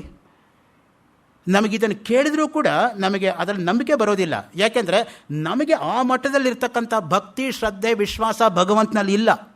ಆ ದೃಷ್ಟಿಯಿಂದ ಅವ್ರಿಗೆ ಆಯಿತು ಅಂತ ಹೇಳಿಬಿಟ್ಟು ನಾವು ಅವ್ರ ಮಾತಿಂದ ನಂಬಬೇಕೇ ಹೊರತು ನನಗಾಗ್ತಾ ಇಲ್ಲವಲ್ಲ, ಅದು ಹೆಂಗೆ ಸಾಧ್ಯ ಅಂತ ನಾವು ಪ್ರಶ್ನೆ ಮಾಡೋಕ್ಕೆ ಹೋಗಬಾರ್ದು.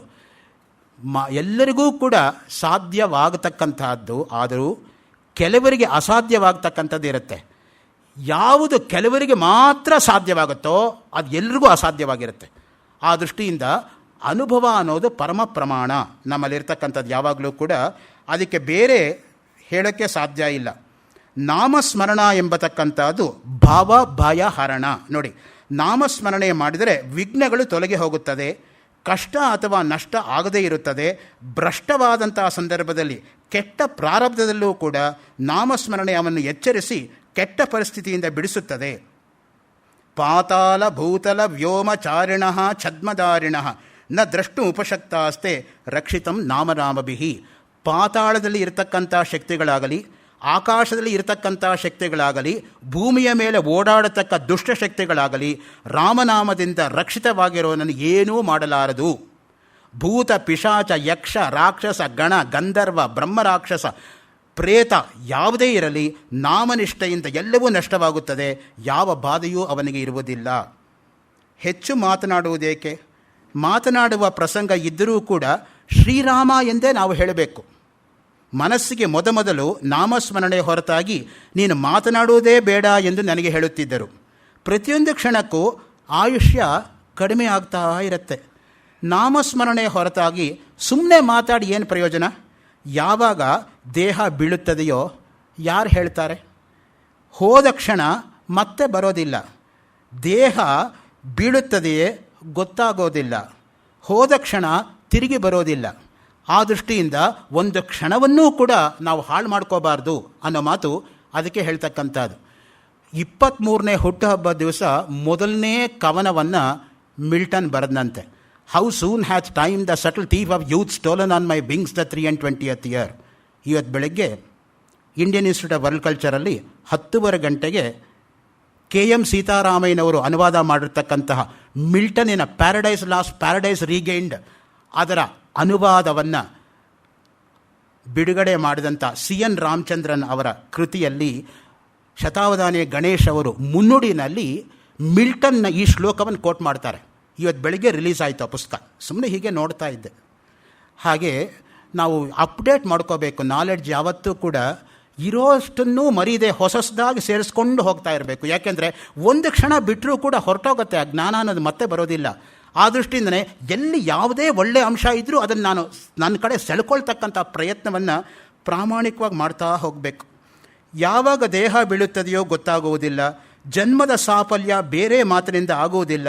ಎಲೈ ಮನಸ್ಸೇ, ನೀನು ರಾಮನಾಮದ ಹೊರತಾಗಿ ಮಾತನಾಡುವುದೇ ಬೇಡ ಎಂದು ಹೇಳಿ ಮನಸ್ಸು ಹಾಗೆಯೇ ಅಭ್ಯಾಸವಾಯಿತು. ಅದೇ ಅಭ್ಯಾಸ ಹಿಡಿಯಿತು. ಅಖಂಡ ನಾಮಸ್ಮರಣೆ ನಡೆಯಿತು.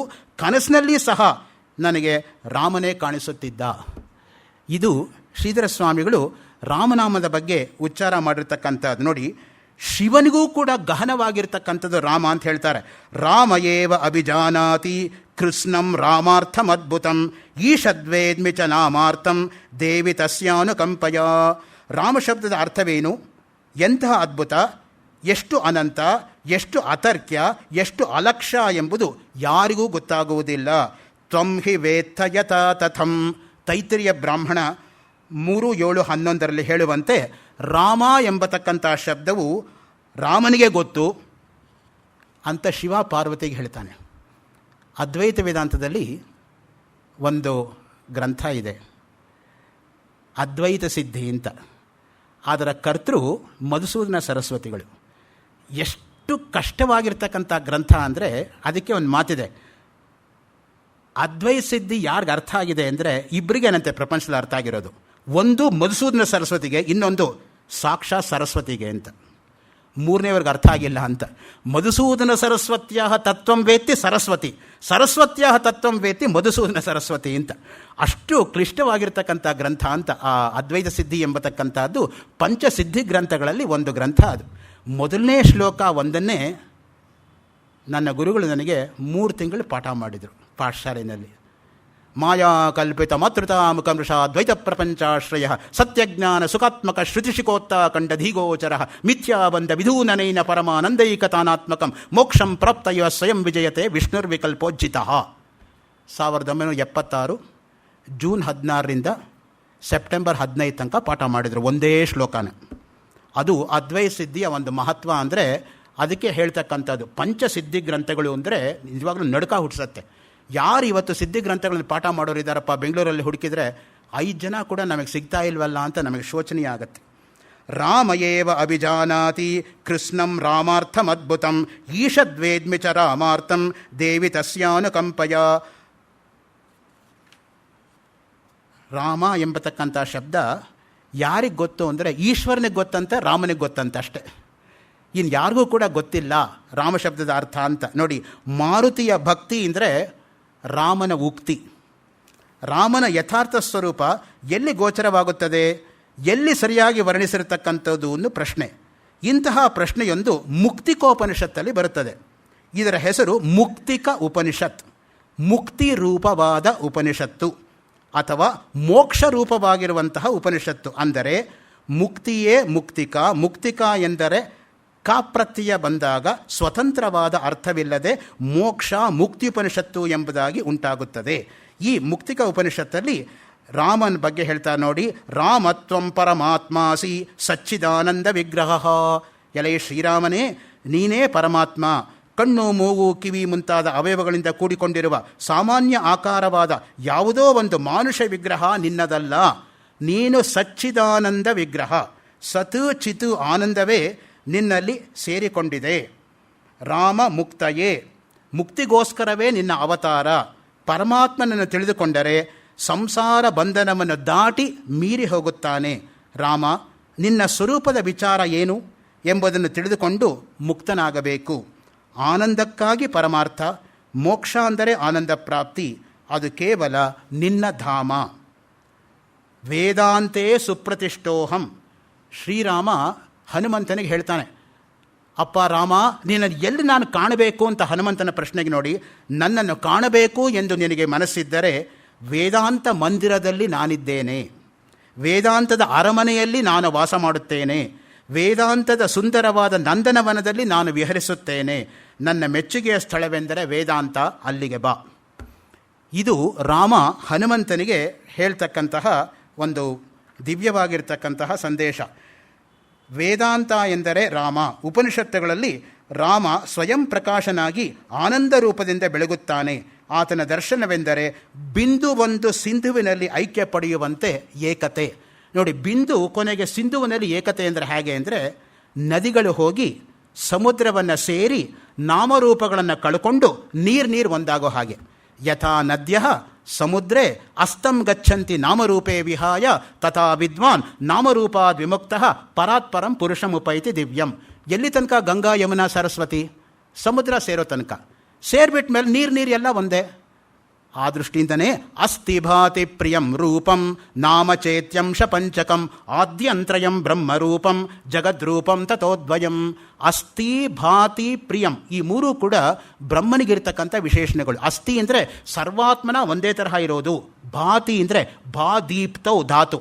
ಅದಕ್ಕೆ ನೋಡಿ, ಭಾರತ ಅಂದರೆ ಏನು ಅದಕ್ಕೆ ಲಕ್ಷಣ ಅಂದರೆ, ಭಾತಿ ಸರ್ವೇಷು ವೇದೇಶು ರತಿ ಸರ್ವೇಷು ಜಂತುಷು ತರಣಂ ಸರ್ವತೀರ್ಥಾನಾಂ ತೇನ ಭಾರತ ಮುಚ್ಚತೆ. ಭಾರತ ಶಬ್ದಕ್ಕೆ ಲಕ್ಷಣ. ಭಾರತ ದರ್ಶನ ಪ್ರಕಾಶನ ತ್ಯಾಗರಾಜನಗರ ಮಂಜುನಾಥ್ ನಗರದಲ್ಲಿ 2ನೇ ಕ್ರಾಸಲ್ಲಿ 63ನೇ ಡೋರ್ ನಂಬರ್ಲಿ ಇದ್ದಾರಲ್ಲ, ಅವರು 34 ವಾಲ್ಯೂಮಲ್ಲಿ ಮಹಾಭಾರತ ಪೂರ್ತಿ ಕನ್ನಡದಲ್ಲಿ ಅನುವಾದ ಮಾಡಿಸೋದ್ರಲ್ಲಿ ಮೊದಲನೇ ಪುಟ ನೀವು ತೆಗೆದು ನೋಡಿದ್ರೆ ಪ್ರತಿ ಪುಟದಲ್ಲೂ ಈ ಶೀರ್ಷಿಕೆ ಕಂಡುಬರುತ್ತೆ. ಭಾತಿ ಸರ್ವೇಷು ವೇದೇಶು ರತಿ ಸರ್ವೇಷು ಜಂತುಷು ತರಣಂ ಸರ್ವತೀರ್ಥಾನಾಂ ತೇನ ಭಾರತ ಮುಚ್ಚತೆ. ಅದಕ್ಕೆ ಭಾರತ ಅನ್ನೋದಕ್ಕೆ ಹೆಸರು. ಭಾರತೀಯರು ಯಾರೂ ಕೂಡ ಸಂಗೀತ ಕಲಿಬೇಕಾಗಿಲ್ಲ. ಭಾರತೀಯರಲ್ಲಿ ನರನಾಡಿಗಳಲ್ಲಿ ಸಂಗೀತ ಹರಿತಾ ಇರುತ್ತೆ ಅಂತ ಇನ್ನೊಂದು ಮಾತು ಬರುತ್ತೆ. ಭಾ ಅಂದರೆ ಭಾವ, ರಾ ಅಂದರೆ ರಾಗ, ತಾ ಅಂದರೆ ತಾಳ. ಭಾವ ರಾಗ ತಾಳ ಇಲ್ಲದೆ ಸಂಗೀತ ಇಲ್ಲ. ಆದ್ದರಿಂದ ಭಾರತೀಯರಿಗೆ ಸಂಗೀತ ಅನ್ನೋದು ಅಂತಃಪ್ರಜ್ಞೆಯಾಗಿ ಅಂತಃಸುಪ್ತವಾಗಿ ಹರಿದಾಡ್ತಾ ಇರುತ್ತೆ ಯಾವಾಗಲೂ ಕೂಡ. ಆ ದೃಷ್ಟಿಯಿಂದ ಸಂಗೀತ ಎಂಬತಕ್ಕಂಥದ್ದು ಆಕಾಶದಷ್ಟೇ ವಿಸ್ತಾರ, ಸಮುದ್ರದಷ್ಟೇ ಆಳ ಅಂತ ಆನಾ ಕೃಷ್ಣರಾಯರು ಒಂದು ಕಡೆ ಹೇಳ್ತಾರೆ. ಸಂಗೀತ ಎಂಬತಕ್ಕಂಥದ್ದು ಆಸ್ತಿಕನಿಗೂ ನಾಸ್ತಿಕನಿಗೂ ಅನ್ಯಮತೀಯನಿಗೂ ಏಕಕಾಲದಲ್ಲಿ ಉಂಟು ಮಾಡತಕ್ಕಂಥ ಸಂತಸ ಎಂಬುದಾಗಿ ವೀಣೆ ದೊರಸಾಮಯ್ಯಂಗಾರ್ ಹೇಳ್ತಾರೆ. ಆ ದೃಷ್ಟಿಯಿಂದ ಸಂಗೀತ, ಸಮ್ ಅಂದರೆ ಪಾರ್ವತಿ, ಗೀ ಅಂದರೆ ಲಕ್ಷ್ಮಿ, ತಾ ಅಂದರೆ ಸರಸ್ವತಿ, ಮೂರು ಒಟ್ಟಿಗೆ ಸೇರಿ ಸಂಗೀತ ಆಗಿರೋದು ಅಂತ ಮಂತ್ರಶಾಸ್ತ್ರದ ಡೈಮೆನ್ಷನ್. ಸಂಗೀತದಲ್ಲಿರ್ತಕ್ಕಂಥ 72 ಮೇಳಕರ್ತ ರಾಗಗಳಿಗೆ ಮೂಲ ಆಧಾರ ಅಂದರೆ ವೇದದಲ್ಲಿ ಬರ್ತಕ್ಕಂಥ ಶ್ರೀ ಸೂಕ್ತ. ಶ್ರೀ ಸೂಕ್ತದಲ್ಲಿ 24 ಕಡೆ ಈಂಕಾರ ಬರುತ್ತೆ. ಹಿರಣ್ಯವರ್ಣಾಂ ಹರಿಣೀಂ ಸುವರ್ಣ ಋತಸ್ರಜಾಂ ಚಂದ್ರಾಂ ಹಿರಣ್ಮಯೀಂ ಲಕ್ಷ್ಮೀಂ ಜಾತವೇದೋ ಮಾವಹ ತಾಂ ಮಾವಹ ಜಾತವೇದೋ ಲಕ್ಷ್ಮೀಂ ಅನಪಗಾಮಿನೀಂ ಯಸ್ಯಾಂ ಹಿರಣ್ಯಂ ವಿಂದೇಯಂ ಗಾಮಶ್ವಂ ಪುರುಷಾನಹಂ ಅಶ್ವಪೂರ್ವಾಮೃತಮದ್ಯಾಂ ಹಸ್ತಿನಾದ ಪ್ರಬೋಧಿನೀಂ ಶ್ರಿಯಂ ದೇವೀಂ ಉಪಹ್ಯಯೇ ಶ್ರೀರ್ಮಾ ದೇವಿ ಜುಷತಾಂ ಕಾಂಸೋಸ್ಮಿತಾಂ ಹಿರಣ್ಯ ಪ್ರಾಕಾರಾಂ ಆರ್ದ್ರಾಂ ಜ್ವಲಂತೀಂ ತೃಪ್ತಾಂ ತರ್ಪಯಂತೀಂ. ಈ ರೀತಿ ಹೇಳಿದರೆ 24 ಕಡೆ ಈಂಕಾರ ಬರುತ್ತೆ. 3 ಸಲ ಶ್ರೀ ಸೂಕ್ತ ರಿಪೀಟ್ ಮಾಡಿ 24 × 3 72 ಮೇಳಕರ್ತ ರಾಗಗಳು ಸಂಗೀತದಲ್ಲಿರೋದು. ಸಂಗೀತಕ್ಕೆ ಮೂಲ ಆಧಾರ ಸಾಮವೇದ. ವೇದಾನಾಂ ಸಾಮವೇದೋಸ್ಮಿ, ಕೃಷ್ಣನ ಮಾತೆ ಪ್ರಮಾಣ ಭಗವದ್ಗೀತೆಯಲ್ಲಿ. ವೇದಗಳಲ್ಲೆಲ್ಲ ನಾನೇ ಸಾಮವೇದ, ಅತ್ಯಂತ ಇಂಪಾಗಿರ್ತಕ್ಕಂಥದ್ದು ಸಾಮವೇದ. ನೋಡಿ, ಅದಕ್ಕೆ ಸಾಮವೇದದ ಸ್ವರಗಳ ಹತೋಟಿ ಯಾರಿಗಿರುತ್ತೋ ಸಂಗೀತದ ಯಾವ ರಾಗವನ್ನು ಬೇಕಾದರೂ ಸರಾಗವಾಗಿ ಹಾಡಬಹುದು. ಆ ಒಂದು ಹತೋಟಿ ಬಂದ್ಬಿಡುತ್ತೆ, ಸ್ವರದ ಜ್ಞಾನ ಎಂಬತಕ್ಕಂಥದ್ದು. ಅದಕ್ಕೆ ಸ್ವರ, ವ್ಯಂಜನ, ಅಲ್ಪಾಕ್ಷರ, ಮಹಾಪ್ರಾಣ ಅಕ್ಷರಗಳನ್ನು ಏನಾದರೂ ತಪ್ಪಾಗಿ ವಿಚಾರ ಮಾಡಿದ್ರೆ ಅರ್ಥ ಅನರ್ಥವಾಗಿ ಹೋಗ್ಬಿಡುತ್ತೆ. ಸತ್ಯಂ ವದ ಅನ್ನೋವಾಗ ಸತ್ಯಂ ವಧ ಅಂದರೆ ಈಗ ಅದೇ ಆಗ್ತಾ ಇರೋದು. ಆ ದೃಷ್ಟಿಯಿಂದ ಎಷ್ಟು ಕಿವಿಗೆ ಅಯ್ಯೋ ಅನ್ಸತ್ತೆ ನೋಡಿ. ಅಲ್ಪಪ್ರಾಣ ಮಹಾಪ್ರಾಣ ವ್ಯತ್ಯಾಸ ಪ್ರಾಣ ಹೋದಂಗೆ ಆಗುತ್ತೆ ಅರ್ಥ ಗೊತ್ತಾದವರಿಗೆ. ಅಯ್ಯೋ ಹೀಗೆ ಹೇಳ್ತಾರಲ್ಲ ಅನ್ನೋ ದೃಷ್ಟಿಯಿಂದ. ಇಂದ್ರ ಶತ್ರುರ್ ವರ್ಧಸ್ವ, ಉದಾತ್ತ ಅನುದಾತ್ತ ವ್ಯತ್ಯಾಸ ಆದರೆ ಇಂದ್ರ ಶತ್ರು ಹಾಳಾಗ್ಲಿ ಬಂದು ಇಂದ್ರ ಹಾಳಾಗ್ಲಿ ಅರ್ಥ ಬರುತ್ತೆ, ವಿರುದ್ಧ ಅರ್ಥ ಬಂದ್ಬಿಡುತ್ತೆ. ಅದಕ್ಕೆ ನೋಡಿ, ಇಲ್ಲಿ ರಾಮ ಅನ್ನೋ ಮಾತಿಗೆ ಎಷ್ಟು ಸೊಗಸಾಗಿ ರಾಮರಹಸ್ಯೋಪನಿಷತ್ತಲ್ಲಿ ಹೇಳ್ತಾರೆ. ತಾರಕ ಬ್ರಹ್ಮಣೋ ರಾಮಚಂದ್ರಸ್ಯ ಮಂತ್ರಗಾ ಮನ್ನೋ ಬ್ರೂಹಿ ಎಂಬುದಾಗಿ ಆಂಜನೇಯ ಕೇಳ್ಕೋತಾನೆ. ಮಂತ್ರಗ್ರಾಮ ಅಂದರೆ ಮಂತ್ರ ಸಮುದಾಯ. ಗ್ರಾಮ ಅಂತಲೂ ಸಾಮವೇದದ ಸ್ವರದಲ್ಲಿ ಒಂದು ವಿಧಾನ ಇದೆ, ಅದಕ್ಕೆ ಗ್ರಾಮ ಅಂತ ಕರೀತಾರೆ. ಟೆಕ್ನಿಕಲ್ ಆಗಿ ಸಾಮವೇದವನ್ನು ಅಧ್ಯಯನ ಮಾಡೋರಿಗೆ ಅದು ಗ್ರಾಮ ಎಂಬುದಾಗಿ ಹೇಳಿದರೆ, ಹೇಗೆ ಸಂಗೀತದಲ್ಲಿ ಮಂದ್ರ ಅನ್ನೋದಕ್ಕೆ ಒಂದು ವಿಶೇಷವಾಗಿರ್ತಕ್ಕಂಥ ಅರ್ಥ ಇದೆಯೋ ಹಾಗೆ. ಎಸ್.ಎಲ್. ಭೈರಪ್ಪನವರ ಮಂತ್ರ ಕಾದಂಬರಿಗೆ ಸರಸ್ವತಿ ಸನ್ಮಾನ ಸಿಕ್ತು ಡೆಲ್ಲಿಯಿಂದ. ಮಂದ್ರ ಅಂದರೆ ಏನು ಅಂತ ಅವ್ರನ್ನ ಕೇಳಿದಾಗ ಹೇಳೋಕ್ಕಾಗಲ್ಲ, ಹಾಡು ತೋರಿಸ್ತೀನಿ ಅಂತ ಹೇಳಿದರು ಭೈರಪ್ಪನವರು. ಮಂದ್ರ ಅನ್ನೋದು ಹಾಡು ರಾಗದಲ್ಲಿರ್ತಕ್ಕಂಥ ವಿಶೇಷನಪ್ಪ, ಅದಕ್ಕೆ ನಾನು ಅರ್ಥದ ಮಟ್ಟಿಗೆ ಇಳಿಸಬಾರ್ದು, ಆ ರಾಗವನ್ನೇ ಹಾಡಿದ್ರೆ ನಿಮಗೆ ಮಂದ್ರ ಅಂತ ಏನು ನಾನು ತೋರಿಸಬಲ್ಲೆ ಅಂತ ಅವರ ಭಿತ್ತಿ ಆತ್ಮಕಥೆಯಲ್ಲಿ ಒಂದು ಕಡೆ ಬರ್ಕೊಂಡಿದ್ದಾರೆ. ನನಗೇನಾದರೂ ಇನ್ನೊಂದು ಜನ್ಮ ಇದ್ದಿದ್ದೇ ಆದರೆ ನಾನು ಸಂಗೀತಗಾರನಾಗಿ ಹುಟ್ಟಬೇಕು ಅಂತ ಬರ್ಕೊಂಡಿದ್ದಾರೆ ಎಸ್.ಎಲ್. ಭೈರಪ್ಪನವರು. ಇರಲಿ, ಈ ತಿಂಗಳು 26ನೇ ತಾರೀಕು ಯಾರಿಗಾದ್ರೂ ಬಿಡುವಿದ್ರೆ ದಯವಿಟ್ಟು ಬನ್ನಿ. ಇಸ್ಕಾನ್ ಮತ್ತು ಭಾರತೀಯ ವಿದ್ಯಾಭವನ ಮಹಾಭಾರತದ ಬಗ್ಗೆ 5 ದಿನಗಳ ರಾಷ್ಟ್ರೀಯ ವಿಚಾರ ಸಂಕಿರಣ, 40 ಜನ ವಿದ್ವಾಂಸರು ಸಮಗ್ರ ರಾಷ್ಟ್ರದಿಂದ ಬಂದು ಇಂಗ್ಲೀಷಲ್ಲಿ ಕನ್ನಡದಲ್ಲಿ ಪೇಪರ್ ಪ್ರೆಸೆಂಟೇಷನ್ ಮಾಡ್ತಾ ಇದ್ದಾರೆ.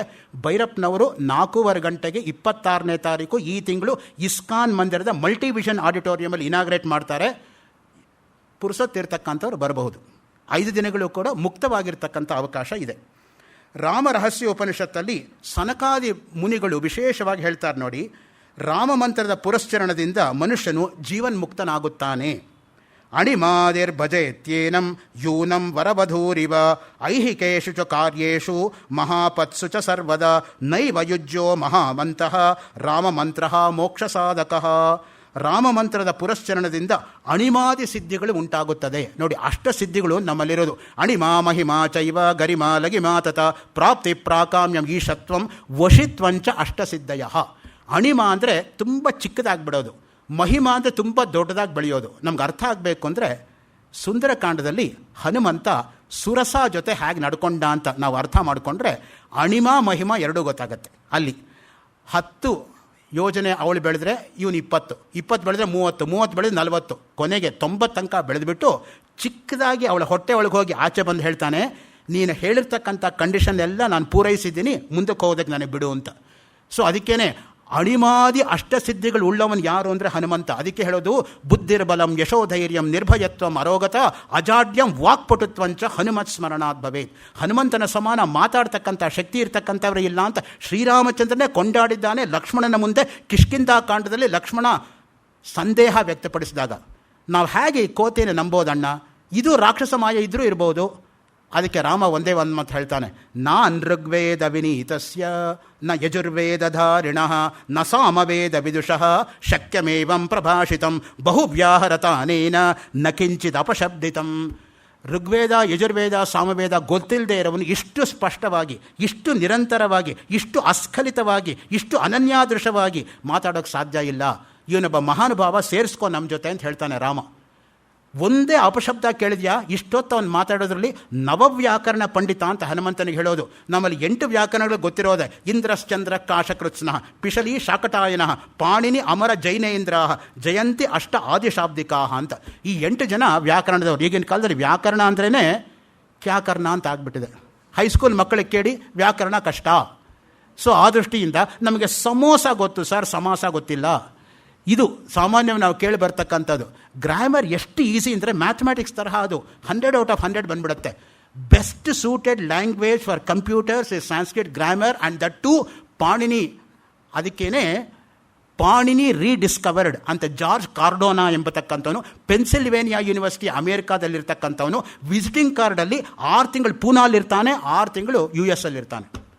ಇಲ್ಲಿ 6 ತಿಂಗಳು ಕಲಿತಾನೆ ವ್ಯಾಕರಣ, ಅಲ್ಲಿ 6 ತಿಂಗಳು ಹೋಗಿ ಪಾಠ ಮಾಡ್ತಾನೆ.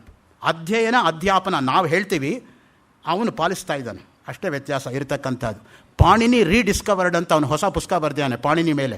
ಸೊ ಪೂನಾ ಸ್ಟ್ರಾಂಗ್ ಹೋಲ್ಡು ವ್ಯಾಕರಣಕ್ಕೆ ಯಾವಾಗಲೂ ಕೂಡ. ಅದಕ್ಕೆ ಹೇಳ್ತಾರೆ ನೋಡಿ, ರಾಮ ಮಂತ್ರದ ಪುರಶ್ಚರಣದಿಂದ ಅಣಿಮಾದಿ ಸಿದ್ಧಿಗಳು ಕೂಡ ವ್ಯಕ್ತವಾಗುತ್ತದೆ. ಲಘಿಮಾ ಅನ್ನೋದು ನೋಡಿ, ನಮಗದು ಹೇಳಿದ್ರೂ ಕೂಡ ಅರ್ಥ ಆಗಲ್ಲ. ಯಾಕೆಂದರೆ ನಾವು ಆ ಥರ ಯಾರನ್ನೂ ನೋಡಿಲ್ಲ ಜೀವನದಲ್ಲಿ. ಪ್ರಾಯಶಃ ಹಿಂದೆ ವಯಸ್ಸಾಗಿರ್ತಕ್ಕಂಥವ್ರು ಯಾರು ನೋಡಿದ್ರೆ ನೋಡಿರ್ಬೋದು. ನನಗೆ ನನ್ನ ಗುರುಗಳು ಹೇಳಿದ್ರೆ ನಿಮಗೆ ಹೇಳ್ತಾ ಇದ್ದೀನಿ, ನಾನು ನೋಡಿಲ್ಲ. ಹಿಂದೆ ಕೂಡ್ಲಿ ಜಗದ್ಗುರುಗಳು, ಈಗಿದ್ದವರಲ್ಲ, ಅವ್ರ ಮೇಲೆ ಕೋಟಾ ನೋಟ್ ಕೇಸ್ ಹಾಕಿ ಏನೇನೋ ಆವಾಗ ತೊಂದರೆ ಕೊಟ್ಟರು. ಅವರು ನೆಲದಿಂದ ಹಿಂಗೆ ಮೇಲಕ್ಕೆ ಎದ್ದುಬಿಟ್ಟು ಈ ಹೈಟಲ್ಲಿ ಪದ್ಮಾಸನ ಹಾಕ್ಕೊಂಡು 6 ಗಂಟೆ 7 ಗಂಟೆ ಒಂದು ಪೇಪರ್ ತುಂಡು ಕೈಯಲ್ಲಿಲ್ಲದೆ ಪಾಠ ಮಾಡ್ತಾಯಿದ್ರಂತೆ. Art of levitation. ಸುಮ್ಮನೆ ಹಿಂಗೆ ಮೇಲೆ ಕೊಟ್ಟೋಗೋರಂತೆ ಅಷ್ಟೇ. ಸೊ ಅದು ನಿಜವಾಗಿರ್ತಕ್ಕಂತಹ ಒಂದು ಯೋಗ ಸಿದ್ಧಿ ಇರೋರಿಗೆ ಮಾತ್ರ ಅದು ಸಾಧ್ಯ. ಈಗ ನಮಗೆ ಯಾರಿಗೆ ಹೇಳಿದ್ರೂ ಕೂಡ ನಾವು ನಂಬೋಕ್ಕಾಗಲ್ಲ. ಅದು ಹೆಂಗ್ರಿ ಸಾಧ್ಯ ಅಂತ ಹೇಳ್ತೀವಿ, ಯಾಕೆಂದರೆ ನಾವು ನೋಡಿಲ್ಲ. ಆ ದೃಷ್ಟಿಯಿಂದ ನಮಗೆ ಗೊತ್ತಿಲ್ಲ ಅಂತ ಹೇಳಬೇಕೇ ಹೊರತು ಅದು ಆಗಲ್ಲ ಅಂತ ಮಾತ್ರ ಹೇಳಬಾರ್ದು. ಆ ಜನರಲೈಸೇಷನ್ಸ್ ಆರ್ ಆಲ್ವೇಸ್ ಓಡಿಯಸ್. ಅದಕ್ಕೆ ಹೇಳ್ತಕ್ಕಂಥದ್ದು, every generalisation will have an exception, or every exception has a rule. ಹಿಂದೆ ಒಳ್ಳೆಯವರು ಜಾಸ್ತಿ ಆಗಿದ್ದರು, ಕೆಟ್ಟವ್ರು ಕಡಿಮೆ ಆಗಿದ್ದರು. ಕೆಟ್ಟವ್ರು ಇಲ್ಲದೇ ಇಲ್ಲ ಅಂತಲ್ಲ, ಅವ್ರ ಸಂಖ್ಯೆ ಕಡಿಮೆ ಆಗಿತ್ತು. ಅಂದರೆ ಈಗ ಕೆಟ್ಟವರು ಜಾಸ್ತಿ ಆಗಿದ್ದಾರೆ, ಒಳ್ಳೆಯವರು ಕಡಿಮೆ ಆಗಿದ್ದಾರೆ, ಅಷ್ಟೇ ವ್ಯತ್ಯಾಸ ಇರತಕ್ಕಂಥದ್ದು. ಆವತ್ತಿಗೂ ಇವತ್ತಿಗೂ ಕೂಡ ಸಂಪೂರ್ಣವಾಗಿ ಇಲ್ಲವೇ ಇಲ್ಲವ ಅಂತಲ್ಲ. ಆ ದೃಷ್ಟಿಯಿಂದನೇ ನೈಷ್ಕರ್ಮ್ಯ ಸಿದ್ಧಿನಲ್ಲಿ ಒಂದು ಮಾತು ಬರುತ್ತೆ. ದೇವತೆಗಳು ಯಾರು ಅಂದರೆ ಬರೀ ಸತ್ವಗುಣ ಇರೋರಂತೆ. ಮನುಷ್ಯರು ಯಾರಪ್ಪ ಅಂದರೆ ಸತ್ವ ರಜಸ್ ಎರಡೂ ಇರೋರು ಮನುಷ್ಯರಂತೆ. ರಜಸ್ಸು ತಮಸ್ಸು ಎರಡೂ ಇರೋರು ಪ್ರಾಣಿಗಳಂತೆ. ಈ ರೀತಿಯಾಗಿ ಮನುಷ್ಯ ಸೃಷ್ಟಿಯಾಗತ್ತೆ ಅಂತ ನೈಷ್ಕರ್ಮ್ಯ ಸಿದ್ಧಿಯಲ್ಲಿ ಸುರೇಶ್ವರಾಚಾರ್ಯ ಏನು ಹೇಳಿದ್ದಾರೋ ಅದನ್ನೇ ಚಂದ್ರಶೇಖರ ಭಾರತಿ ಮಹಾಸ್ವಾಮಿಗಳು ಮಾನವ ಜನ್ಮಸ್ಯ ಪ್ರಾಶಸ್ತ್ಯಂ ತತ್ಕೃತ್ಯಂಚ 23 ಪುಟ ಸಮೃದ್ಧದಲ್ಲಿ ಒಂದು ಎಸ್ಸೆ ಬರೆದಿದ್ದಾರೆ. ಅದನ್ನು ಇಂಗ್ಲೀಷ್ಗೆ ಅನುವಾದ ಮಾಡ್ತಕ್ಕಂಥ ಸುಯೋಗ 23 ವರ್ಷಗಳ ಕೆಳಗೆ ನಂದಾಗಿದ್ದರಿಂದ ಆವಾಗ ಅದನ್ನು ಓದೋ ಒಂದು ಪ್ರವೃತ್ತಿ ನನಗುಂಟಾಗಿತ್ತು. ರಾಮರಹಸ್ಯ ಉಪನಿಷತ್ತಲ್ಲಿ ಹೇಳ್ತಾರೆ ನೋಡಿ, ಆಂಜನೇಯ ಮಂತ್ರಗ್ರಾಮವನ್ನು ಹೇಳುವಾಗ ರಾಮ ಮಂತ್ರದ ಪುರಶ್ಚರಣದಿಂದ ಎಲ್ಲ ಸಿದ್ಧಿಗಳು ನಮಗೆ ಉಂಟಾಗುತ್ತದೆ. ಅಕ್ಷರ ಲಕ್ಷಕ್ಕೆ ದೇವತೆಯು ಅಭಿಮುಖವಾಗುತ್ತದೆ, ಅಕ್ಷರ ಕೋಟಿಗೆ ದೇವತೆಯು ಸಾಕ್ಷಾತ್ಕಾರವಾಗುತ್ತದೆ.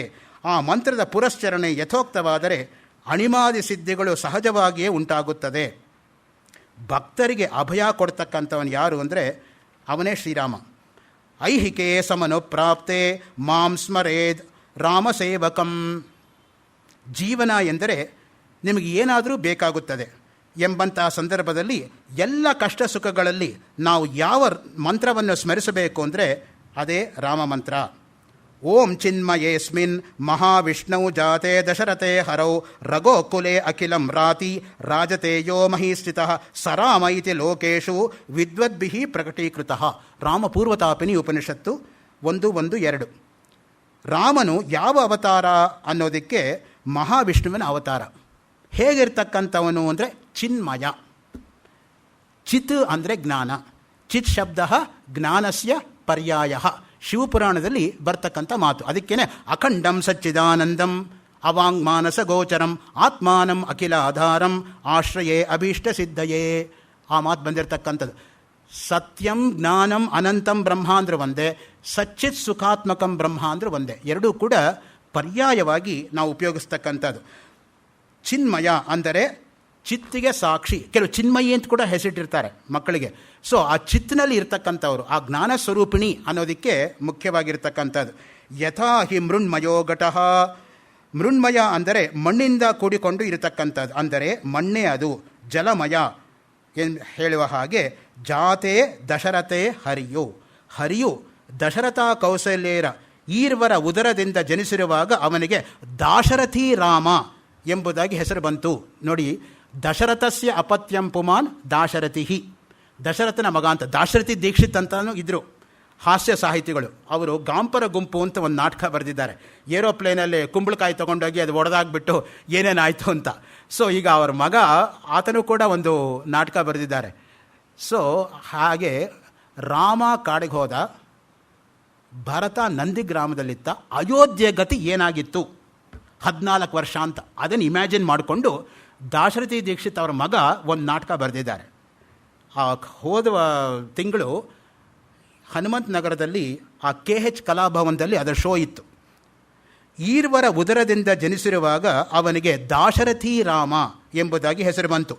ಪಾಯಸದಿಂದ ಗರ್ಭ ನಿಂತಿತು ಎಂಬುದು ಗೊತ್ತಿರತಕ್ಕಂತಹ ಸಂಗತಿ. ಅದಕ್ಕೆ ಹೇಳ್ತಾರೆ ನೋಡಿ, ಅಧ್ಯಾತ್ಮ ರಾಮಾಯಣ ಬಾಲಕಾಂಡ 2-8 ಶ್ಲೋಕದಲ್ಲಿ ಲಘ್ಯಸೆ ಪರಮಾತ್ಮಾನಂ ಪುತ್ರತ್ವೇನ ಸಂಶಯ.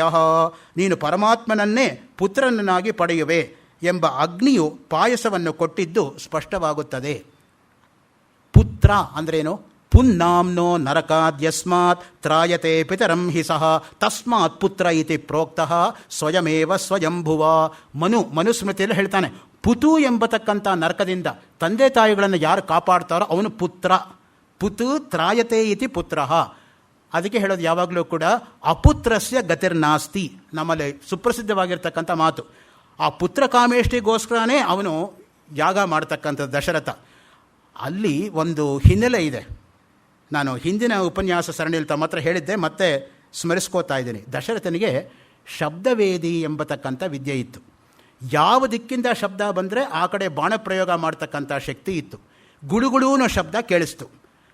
ಆನೆ ನೀರನ್ನು ಕುಡಿತಾ ಇದೆ ಅಂತ ಭ್ರಮಿಸಿಬಿಟ್ಟು ಬಾಣ ಬಿಟ್ಟ. ಅಲ್ಲಿದ್ದಿದ್ದು ಶ್ರವಣಕುಮಾರ.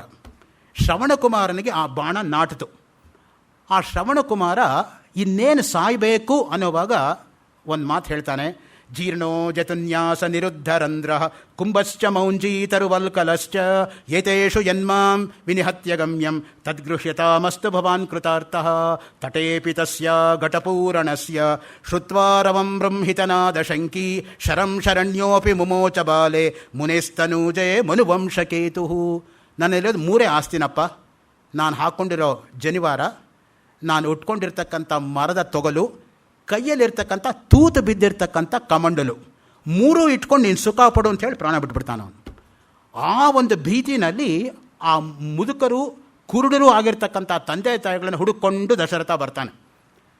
ಸಾಮಾನ್ಯವಾಗಿ ದೇವರು ಒಂದು ಕಣ್ಣಿನ ಸಾಮರ್ಥ್ಯ ತೆಗೆದರೆ ಇನ್ನೊಂದು ಅವಯವಕ್ಕೆ ಹೆಚ್ಚು ಸಾಮರ್ಥ್ಯ ಕೊಟ್ಬಿಡ್ತಾನೆ. ಆವಾಗೇನಾಗತ್ತೆ, ನಡ್ಕೊಂಡು ಬರೋ ಶಬ್ದ ಕೇಳಿಸ್ಕೊಂಡೇ ಆ ಮುದುಕರಿಗೆ ಗೊತ್ತಾಗ್ಬಿಡುತ್ತೆ ತಮ್ಮ ಮಗ ಅಲ್ಲ ಬರ್ತಾ ಇರೋದು, ಯಾರೋ ಬೇರೆಯವನು ಅಂತ. ತಕ್ಷಣ ಶಾಪ ಕೊಟ್ಬಿಡ್ತಾನೆ. ನಾವು ಹೇಗೆ ಕೊನೆ ಕಾಲದಲ್ಲಿ ಮಗ ಇಲ್ಲದೆ ಸಾಯ್ತಾ ಇದ್ದೀವೋ, ನೀನು ಹಾಗೆ ಸಾಯೋ ಹಾಗಾಗಲಿ ಅಂತ. ಆದರೆ ದಶರಥನಿಗೆ ಅದು ಶಾಪ ಅಲ್ಲ, ಅದೇ ವರವಾಗಿ ಪರಿಣಮಿಸ್ಬಿಡತ್ತೆ. ಯಾಕೆಂದರೆ ಅವನಿಗೆ ಮಕ್ಕಳೇ ಇಲ್ಲ ಅಲ್ಲಿವರೆಗೂ. ಸೊ ಅದರಿಂದ ಮಕ್ಕಳು ಆಗ್ತಾರೆ ಅಂತಂದ್ರೆ ಗ್ಯಾರಂಟಿ ಆಯಿತೋ? ಋಷಿ ವಾಕ್ಯ ತಪ್ಪಾಗಕ್ಕೆ ಸಾಧ್ಯ ಇಲ್ಲ. ಹಾಗಿದ್ರೂ ಈಗಿನ ಕಾಲದಲ್ಲಿ ಕೊನೆ ಕಾಲದಲ್ಲಿ ಮಕ್ಕಳ ಜೊತೆಲಿ ಇರಲ್ಲ.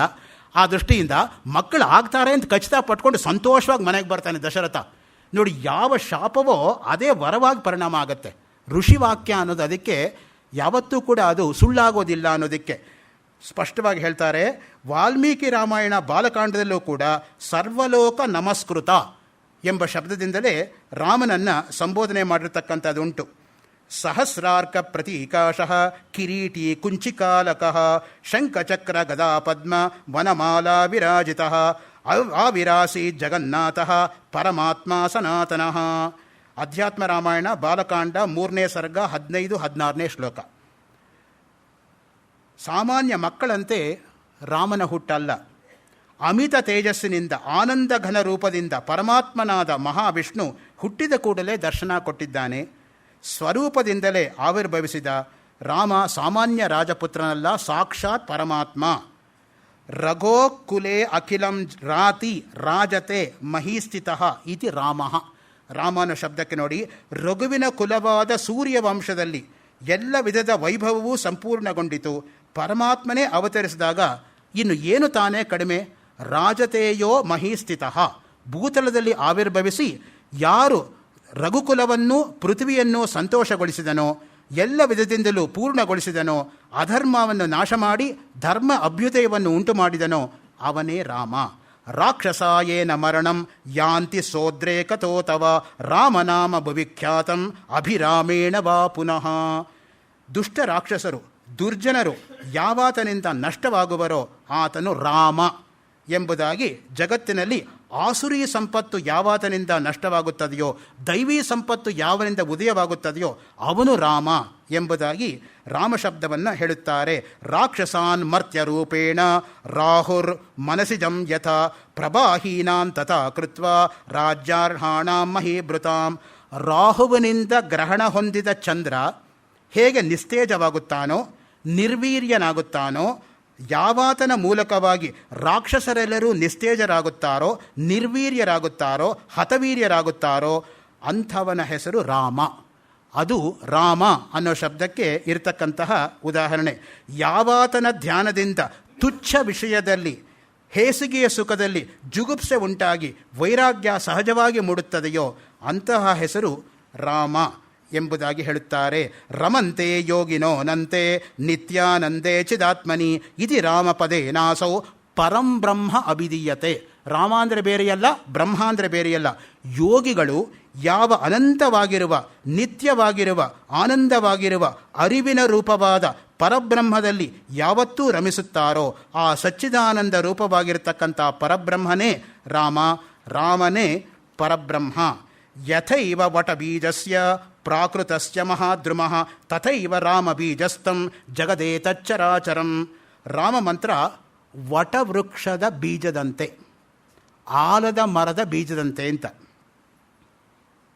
ಆಲದ ಮರದ ತರಹ ಡಿ ವಿ ಜಿಯವರು ಅನ್ನೋ ಮಾತನ್ನು ಕೂಡ ನಮ್ಮಲ್ಲಿ ಮಾಸ್ತಿ ವೆಂಕಟೇಶ ಅಯ್ಯಂಗಾರ್ ಅವರು ಹಿಂದೆ ಹೇಳಿದರು ಒಂದು ಸಲ. ಡಿ ವಿ ಜಿಯವರ ಬಗ್ಗೆ ಯಾರ್ಯಾರು ಏನೇನು ಒಪಿನಿಯನ್ಸ್ ಕೊಟ್ಟಿದ್ರು ಅನ್ನೋದೇ ಒಂದು ಸೋಜಿಗವಾಗಿರ್ತಕ್ಕಂಥ ಸಂಗತಿ. ವಿ ಸಿ ಅವರು ಅವ್ರನ್ನ ಜಿರಾಫೆ ಅಂತ ಕರೀತಾ ಇದ್ರು. ಡಿ ವಿ ಜಿಯವ್ರನ್ನ ಜಿರಾಫೆ ನೋಡಿ, ಮೇಲ್ಗಡೆ ಮಾತ್ರ ಕತ್ತಿ ಎತ್ತಿಬಿಟ್ಟು ಅಲ್ಲಿರ್ತಕ್ಕಂಥದ್ದನ್ನು ಮಾತ್ರ ತಿನ್ನತ್ತೆ ನೋಡಿ.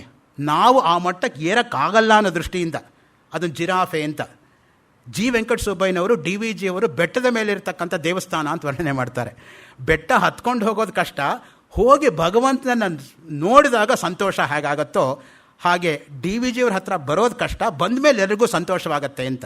ಈ ರೀತಿಯಾಗಿ ಒಬ್ಬರನ್ನೇ ಅನೇಕರು ಯಾವ ರೀತಿ ಅವರ ಸಮಕಾಲೀನರು ಕಾಣ್ತಾ ಇದ್ದರು ಅನ್ನೋದಕ್ಕೆ ಒಂದು ಅದ್ಭುತವಾಗಿರ್ತಕ್ಕಂಥ ಸನ್ನಿವೇಶ ಬರುತ್ತೆ. ಈ ವಟಬೀಜ ಅಂದರೆ ಜ್ಞಾಪಕ ಬಂತು. ರಾಮ ಮಂತ್ರವು ವಟಬೀಜದಂತೆ ವಿಶಾಲವಾದ ವಟವೃಕ್ಷಕ್ಕೆ ಸೂಕ್ಷ್ಮವಾದ ವಟಬೀಜ ಹೇಗೆ ಕಾರಣವೋ ಹಾಗೆಯೇ ರಾಮ ಮಂತ್ರಕ್ಕೆ ಓಂಕಾರವೇ ಮೊದಲಿನ ರೂಪ. ರಾಮ ಮಂತ್ರದ ಯಥಾರ್ಥ ಸ್ವರೂಪವೇ ಪ್ರಣವ. ಓಂಕಾರದಿಂದಲೇ ಜಗತ್ಸೃಷ್ಟಿ, ಓಂಕಾರ ರೂಪವಾಗಿರುವ ರಾಮ ಮಂತ್ರದಿಂದಲೇ ಸೃಷ್ಟಿ. ಆ ಬ್ರಹ್ಮ ಬೇರೆಯಲ್ಲ, ಶ್ರೀರಾಮ ಬೇರೆಯಲ್ಲ. ರಾಮನ ಮಂತ್ರ ಐಕ್ಯದ ಸೂತ್ರ. ರಾಮ ಮಂತ್ರದ ವೈಶಿಷ್ಟ್ಯವನ್ನು ತಿಳಿಸುವುದಕ್ಕಾಗಿ ರಾಮರಹಸ್ಯ ಉಪನಿಷತ್ತಲ್ಲಿ ಕೊನೆಯಲ್ಲಿ ಒಂದು ಶ್ಲೋಕ ಇದೆ. ನಮಃ ತ್ವಮರ್ಥೋ ವಿಜ್ಞೇಯ ರಾಮ ತತ್ಪದ ಮುಚ್ಯತೆ ಆಸೀತ್ಯರ್ಥೋ ಚತುರ್ಥಿ ಸ್ಯಾತ್ ಏವಂ ಮಂತ್ರೇಷು ಯೋಜಯೇತ್. ಶ್ರೀರಾಮಾಯ ನಮಃ ಅಥವಾ ಓಂ ರಾಮಾಯ ನಮಃ ಎಂಬ ಈ ಷಡಕ್ಷರದಲ್ಲಿ 6 ಅಕ್ಷರಗಳಲ್ಲಿ ತತ್ ತ್ವಂ ಅಸಿ ಎಂಬ ವಾಕ್ಯವಿದೆ. ನಮಃ ತ್ವಮರ್ಥಃ ವಿಜ್ಞೇಯ. ನಮಃ ಎಂಬ ಕೊನೆಯ ಪದದ ಅರ್ಥ ಅಹಂ ನಮಾಮಿ. ಅದಕ್ಕೆ ತ್ವಂ ಪದವು ವಾಚ್ಯ. ರಾಮಃ ತತ್ಪದ ಮುಚ್ಚತೆ, ರಾಮಾಯ ನಮಃ. ಅದರಲ್ಲಿ ರಾಮ ಶಬ್ದವು ತತ್ಪದ ವಾಚ್ಯವಾಗಿರುತ್ತದೆ. ತತ್ಪದ ಎಂದರೆ ಬ್ರಹ್ಮ, ತ್ವಂಪದ ಎಂದರೆ ಜೀವ. ಆ ದೃಷ್ಟಿಯಿಂದ ಜೀವೋ ಬ್ರಹ್ಮೈವ ನ ಅಪರಃ ಅನ್ನೋದಕ್ಕೆ ರಾಮ ಶಬ್ದವೇ ಜ್ವಲಂತವಾಗಿರತಕ್ಕಂತಹ ಉದಾಹರಣೆ. ಮನನ ಮಾಡತಕ್ಕಂಥದ್ದೇ ಮಂತ್ರ, ಉದ್ಧರಿಸುವಂತಹದ್ದೇ ಮಂತ್ರ, ಭವಸಾಗರದಿಂದ ಉದ್ಧರಿಸ್ತಕ್ಕಂಥದ್ದೇ ಮಂತ್ರ. ಮನನ ಎಂದರೆ ಬ್ರಹ್ಮರೂಪ ಸ್ವರೂಪ ವಾಚಕ. ಆ ದೃಷ್ಟಿಯಿಂದ ಪರಬ್ರಹ್ಮ ಬೇರೆಯಲ್ಲ, ರಾಮ ಬೇರೆಯಲ್ಲ. ಈ ರಾಮನ ಧ್ಯಾನದಿಂದ ಎಲ್ಲವೂ ರಾಮನೇ ಎಂಬ ಮಟ್ಟಕ್ಕೆ ನಾವು ಏರುವಂತಾಗುತ್ತದೆ. ರಾಮ ಪರಾತ್ಮ ಪ್ರಕೃತೇರನಾದಿ ಆನಂದ ಏಕಃ ಪುರುಷೋತ್ತಮೋ ಹಿ. ರಾಮ ಎಂದರೆ ಪರಮಾತ್ಮ, ಪ್ರಕೃತಿಗಿಂತಲೂ ಮೊಟ್ಟ ಮೊದಲಿನ ರೂಪ. ಪ್ರಕೃತಿ ಎಂದರೆ ಅವನ ಶಕ್ತಿ, ಅವನ ಸಂಕಲ್ಪ, ಅವನ ಇಚ್ಛೆ, ಆಮೇಲೆ ಸ್ಫುರಿಸ್ತಕ್ಕಂಥದ್ದು ಸಹಜ. ಅವನೇ ಪುರುಷೋತ್ತಮ, ಆನಂದ ರೂಪ. ಇಂತಹ ಆನಂದ ರೂಪವಾಗಿರ್ತಕ್ಕಂಥ ರಾಮ ಅಂದರೆ ಸೀತಾ ಮತ್ತು ರಾಮರ ಒಂದು ರಹಸ್ಯ ಹೇಗಿರುತ್ತೆ ಅಂದರೆ, ಎಲ್ಲ ಉಪಾದಿಯಿಂದ ವಿನಿರ್ಮುಕ್ತನು, ಮಾಯೆ, ಅವಿದ್ಯೆ, ಅಜ್ಞಾನ, ಜ್ಞಾನ, ಮೂಲ ಮಾಯೆ, ಎಷ್ಟು ಉಪಾಧಿ ಇದೆಯೋ ಅದು ಆತನಲ್ಲಿ ಇಲ್ಲ. ಆತನು ಏಕರಸ, ಆನಂದರಸ. ಆದಷ್ಟರಿಂದಲೇ ಆನಂದ ರೂಪದಿಂದ ಇರುವಿಕೆಯೇ ರಾಮನ ಸ್ವಭಾವ. ಕಣ್ಣಿಗೆ, ಮನಸ್ಸಿಗೆ, ವಾಣಿಗೆ ಗೋಚರನಾಗತಕ್ಕವನಲ್ಲ. ಕಣ್ಣಿನಿಂದ ನೋಡಲು ಸಾಧ್ಯವಿಲ್ಲ. ಉತ್ಪತ್ತಿ ನಾಶದಿಂದ ಕೂಡಿಕೊಂಡು ಇರುವಂತಹದ್ದು, ವಿಕಾರಿ, ಅಲ್ಪವಾಗಿರತಕ್ಕಂಥದ್ದು, ಜಡವಾದದ್ದು ಎಲ್ಲವೂ ದೃಶ್ಯ. ದೃಶ್ಯಕ್ಕಿಂತ ಭಿನ್ನವಾಗಿರ್ತಕ್ಕಂಥದ್ದು ಅದೃಶ್ಯ. ಅದೃಶ್ಯಾತ್ಮಕವಾಗಿರ್ತಕ್ಕಂಥದ್ದು ಆನಂದ. ಆನಂದಾತ್ಮವಾಗಿರ್ತಕ್ಕಂಥದ್ದು ರಾಮ. ಅಲ್ಲಿಗೇನಾಯಿತು? ರಾಮೋ ವಿಗ್ರಹವಾನ್ ಧರ್ಮ. ಇಂತಹ ರಾಮನಿಗೆ ಸಂದೇಹಗಳು ಬರುತ್ತೆ ಅಂದರೆ ನಮಗೆ ನಿಜವಾಗ್ಲೂ ಕೂಡ ಆಶ್ಚರ್ಯ ಆಗಲ್ವಾ? ಏನೇನು ಸಂದೇಹ ಬಂತು ರಾಮನಿಗೆ? ಯಾಕೆ ಅವನಿಗೂ ಜಿಗುಪ್ಸೆ ಉಂಟಾಯಿತು? ಆ ಜಿಗುಪ್ಸೆಯನ್ನು ಕಳ್ಕೊಳ್ಳೋದಕ್ಕೆ ಏನು ಪ್ರಯತ್ನ ಮಾಡ್ದ? ವಸಿಷ್ಠರು ಅದಕ್ಕೆ ಏನು ಉತ್ತರ ಕೊಟ್ಟರು ಅನ್ನೋದನ್ನು ನಾಳೆ ಉಪನ್ಯಾಸದಲ್ಲಿ ಹಂಚಿಕೊಳ್ಳೋ ಪ್ರಯತ್ನ ಮಾಡ್ತೇನೆ ಅಂತ ಇಟ್ಕೊಂಡು 2ನೇ ದಿನದ ಈ ಮಾಲಿಕೆಯ ಉಪನ್ಯಾಸವನ್ನು ಇಲ್ಲಿಗೆ ನಿಲ್ಲಿಸ್ಕೋತಾ ಇದ್ದೀನಿ. ಶ್ರೀ ರಾಮಾರ್ಪಣ ಮಸ್ತು.